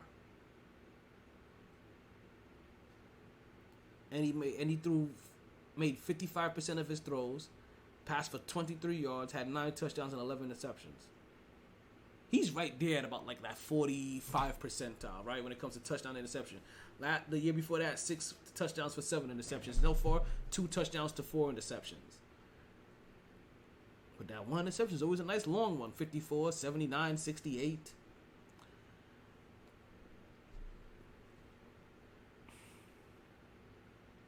He was sacked 44 times his first year. Jesus Christ. He's gonna die. He's played 25 games and been sacked 75 times. He's gonna get the car beat out of him. He's gonna get the luck beat out of him. That's 5 sacks per game. Good Lord. My body hurts thinking about that one. My body hurts. Nobody expects a win this weekend against the Kansas City. For the Jets against Kansas City, nobody expects a win. We just consistently hope to not look as bad as the worst teams out there. Hopefully we don't look as bad as Chicago. Right? It's like how when the Cowboys play the Giants, the Jets' goal was don't look as bad as the Giants. Well, this time, don't look as bad as the Bears. The Bears. Because they are playing how it sounds when I say their name like that. Oh, man. The Giants didn't look good either after they took that bad loss to San Francisco to start off. Jesus. Like, that was a rough one as well, too, because we all know for the Giants, right, it took them a game and a half, right, to even join this season. Remember, they got shut out by the Cowboys. Then they didn't score a point until the second half against the Cardinals. We actually finally came back and won that game, 31-28. And then they get demolished by the San Francisco 49ers, which again expected. This week they play the Seahawks. So Sunday night football, right? Prime time, you get the New York Jets. This was supposed to be Aaron Rodgers. Sorry, America. You're gonna get Zach Wilson. So everybody's gonna see how bad Zach Wilson is. And at the end of this game, everybody's gonna understand why the New York Jets keep coming after your quarterbacks. But the New York Jets are literally, you understand? The New York Jets have Jets fans out here begging for Kirk Cousins. Begging. Baby, I'm begging, baby, I'm begging, begging, baby. Baby, I'm begging, begging, begging for Kirk Cousins. Because his younger cousin, Zach Wilson, looks like he's missing a chromosome. Plays like he's missing a chromosome. I shouldn't say that. I gotta find a new word. I gotta find a new phrase for this. I just used it a while ago for the first time, but you know what I mean. He plays like he throws with his strong hand all the time. Let me use my strong hand. He's bad. Michael Jackson bad. Not even that good. He's bad. But let's talk about the Giants. They take on the Seattle Seahawks, right? Because like I said, New York Jets have primetime on Sunday. New York Giants primetime on Monday. They have Monday Night Football. So at least you get to see Daniel Jones and Geno Smith. You lucky at Seattle. Because 5 years ago, if you were to say, hey, we're getting Daniel Jones and let's say 3 years ago, we're going to get Daniel Jones and Geno Smith for Monday Night Football prime time. That would have been the day that National Football lost half their fans. But you sent Geno Smith to Seattle. You add Pete Carroll, the 12th man. Next thing you know, bada boom, Legion of Boom, you got a hit. Don't know how when you have Daniel Jones there, but I guess it was supposed to be in lieu of Saquon Barkley. Again, sorry, America.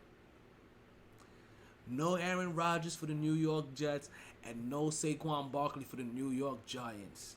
You are literally just stuck with Daniel Jones and Zach Milf Hunter Wilson.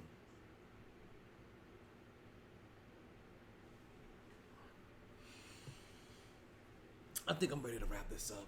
This is why I saved Jets and Giants talk for last, because I knew this was going to take me down a monotone, depressing road.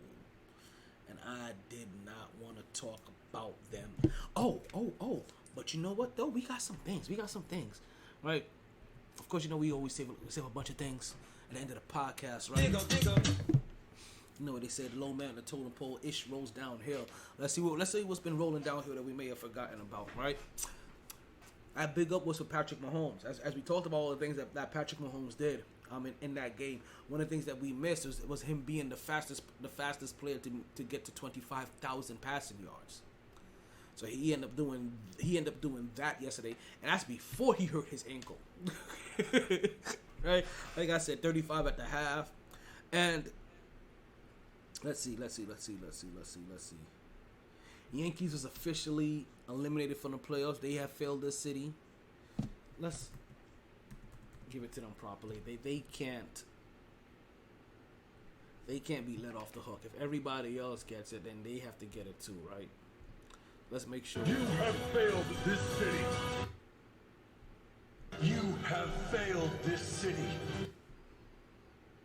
You got to double times, because the New York Yankees were the best team in September.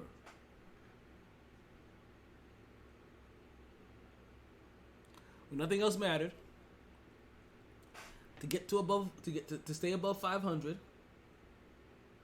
to miss the playoffs again, with all of the young guys being called up from the minors, the New York Yankees happen to be the best team in September, which means there's a bunch of hope being piped into next year's run already. Go New York, puñetas. They're gonna do it again. Same rotten ass team. Same busted ass coach. Same simple minded general manager.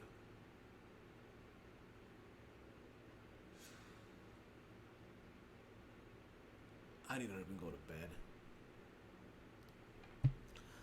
Who else we have out there? This weekend.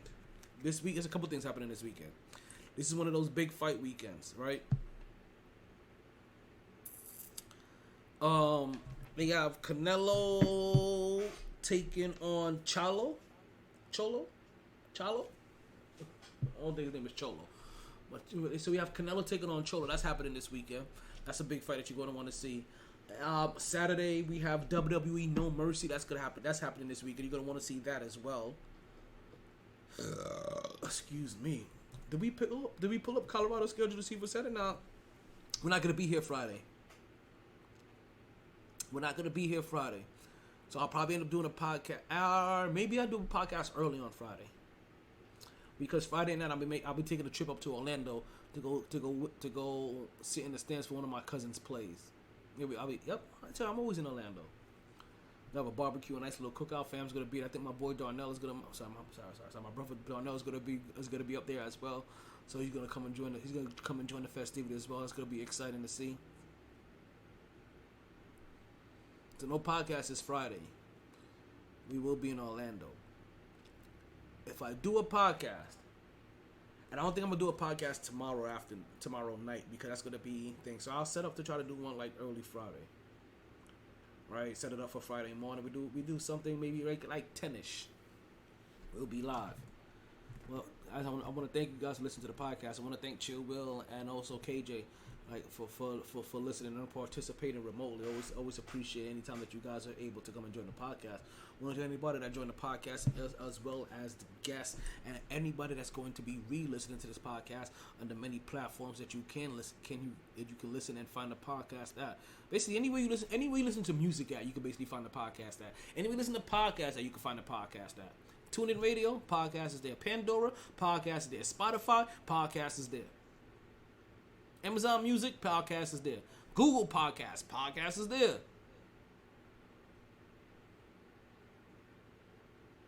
Podcast is everywhere. But I know where I'm about to be. I'm about to be in bed.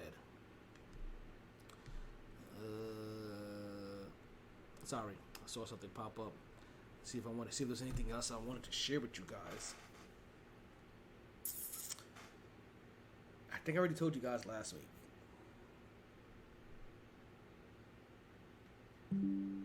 Yeah, but that's a 10-minute morning. Let's see. I think I talked about all this last week. I told you that Source needs to travel. I thought, and actually, I still stand by this. Whenever the New England... Did they play them already? Before I say this? Whenever the New England Patriots play the Miami Dolphins, that's going to be the week I think we focus in the most on how the Miami Dolphins are played or being played, because I think that's what's going to end up giving us some Dolphins. Let's see if they played them. I don't think they did. Hope they did. But I believe that's going to be the game that's going to help tell us some things about... Yeah, they don't play them to the end of October. That may be too damn late. Let's see. They played the Chargers. No, they played New England. Beat them by 1 touchdown. Yeah, see, yeah, that happened already. So the Broncos are just a bad team. Right? Because the New England Patriots, they found a way to neutralize Tyreek Hill. They really did. If I'm not mistaken, Tyreek Hill only had had nothing more than 60 yards that game. So they found a way. It's just that Dolphins have other ways. Like, they found a way to blow out the Broncos without Waddle. Now they're going to see them play against the Buffalo Bills. And let's say they take a page out the New York Jets page book and they run the ball down their throat. And then we'll get some play action and pass that shit all over the place. All right, we'll talk about this Friday morning. We'll wait until after Thursday Night Football passes. What we got for Thursday Night Football? Actually, that's the last thing I need to talk about. It's Thursday Night Football. I just realized that. We had Thursday Night Football left. Who we got playing for Thursday Night Football? Let me see if I remember this. Is it Chicago and Green Bay? Let's take a look. I thought I had all these schedules up already. NFL schedule. Here we go. Week 4. Nope. Detroit and Green Bay. Ooh, that's going to be good. Detroit has turned themselves into some world beaters. They turned themselves into, you better pull up your pants, strap up your boots, and knuckle the fuck up and prepare for a long night of protecting your butthole. Because we're coming to tear you a new one. This is your boy, Talento Martel, the MyT Sports Podcast. I think that's everything I needed to get into. Oh, I'm picking Detroit. Who I think is going to win Detroit? I'm sorry. I know Green Bay's has looked impressive so far. And you may see again the proof of having a quarterback sit down for a couple of years, learn and watch from a veteran, but also play in a market that allows you to develop. Play in a market that doesn't boo you every single time you make a mistake. Play in a market, right, and in a town that is supportive of you and does nothing, and for the most part brings nothing but encouraging words or words of encouragement anytime they are in your presence, whether it's on the street, in a public setting, or in the stadium. It's something to be said about being in an area that there's constant positive reinforcement, where you don't feel like one little mistake is you pushing the red button that just caused the next nuclear war. Because that's what it's like playing in New York all the time. Quarterback, point guard, basketball player, shit, goalie, pitcher.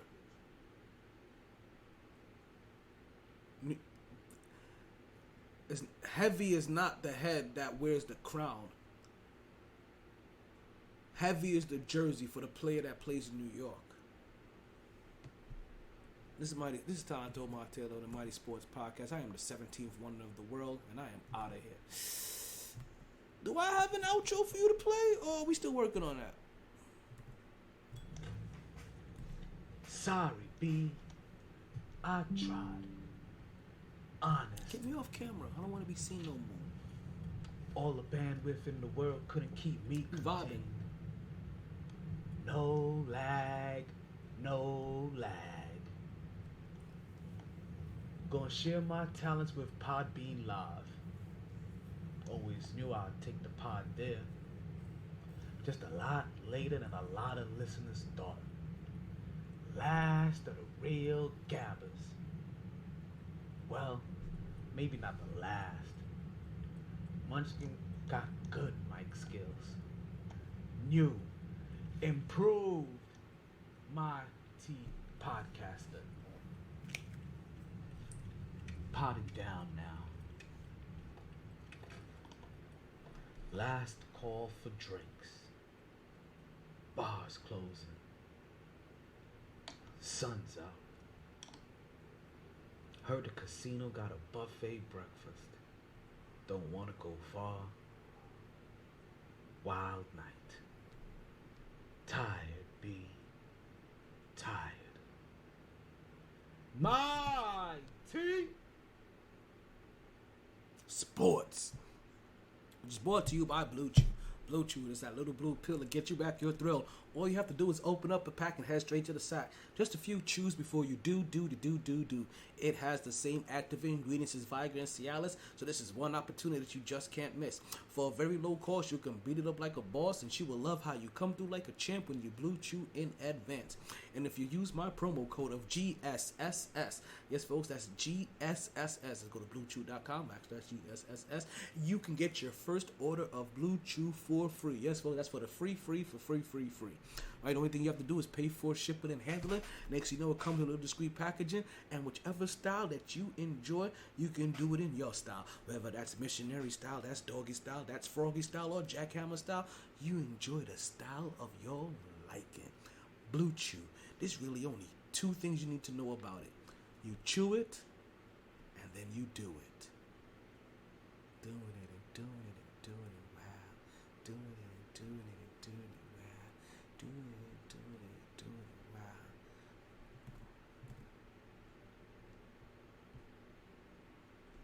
Doing it and doing it and doing it, wow. Doing it and doing it and doing it, wow. Doing it and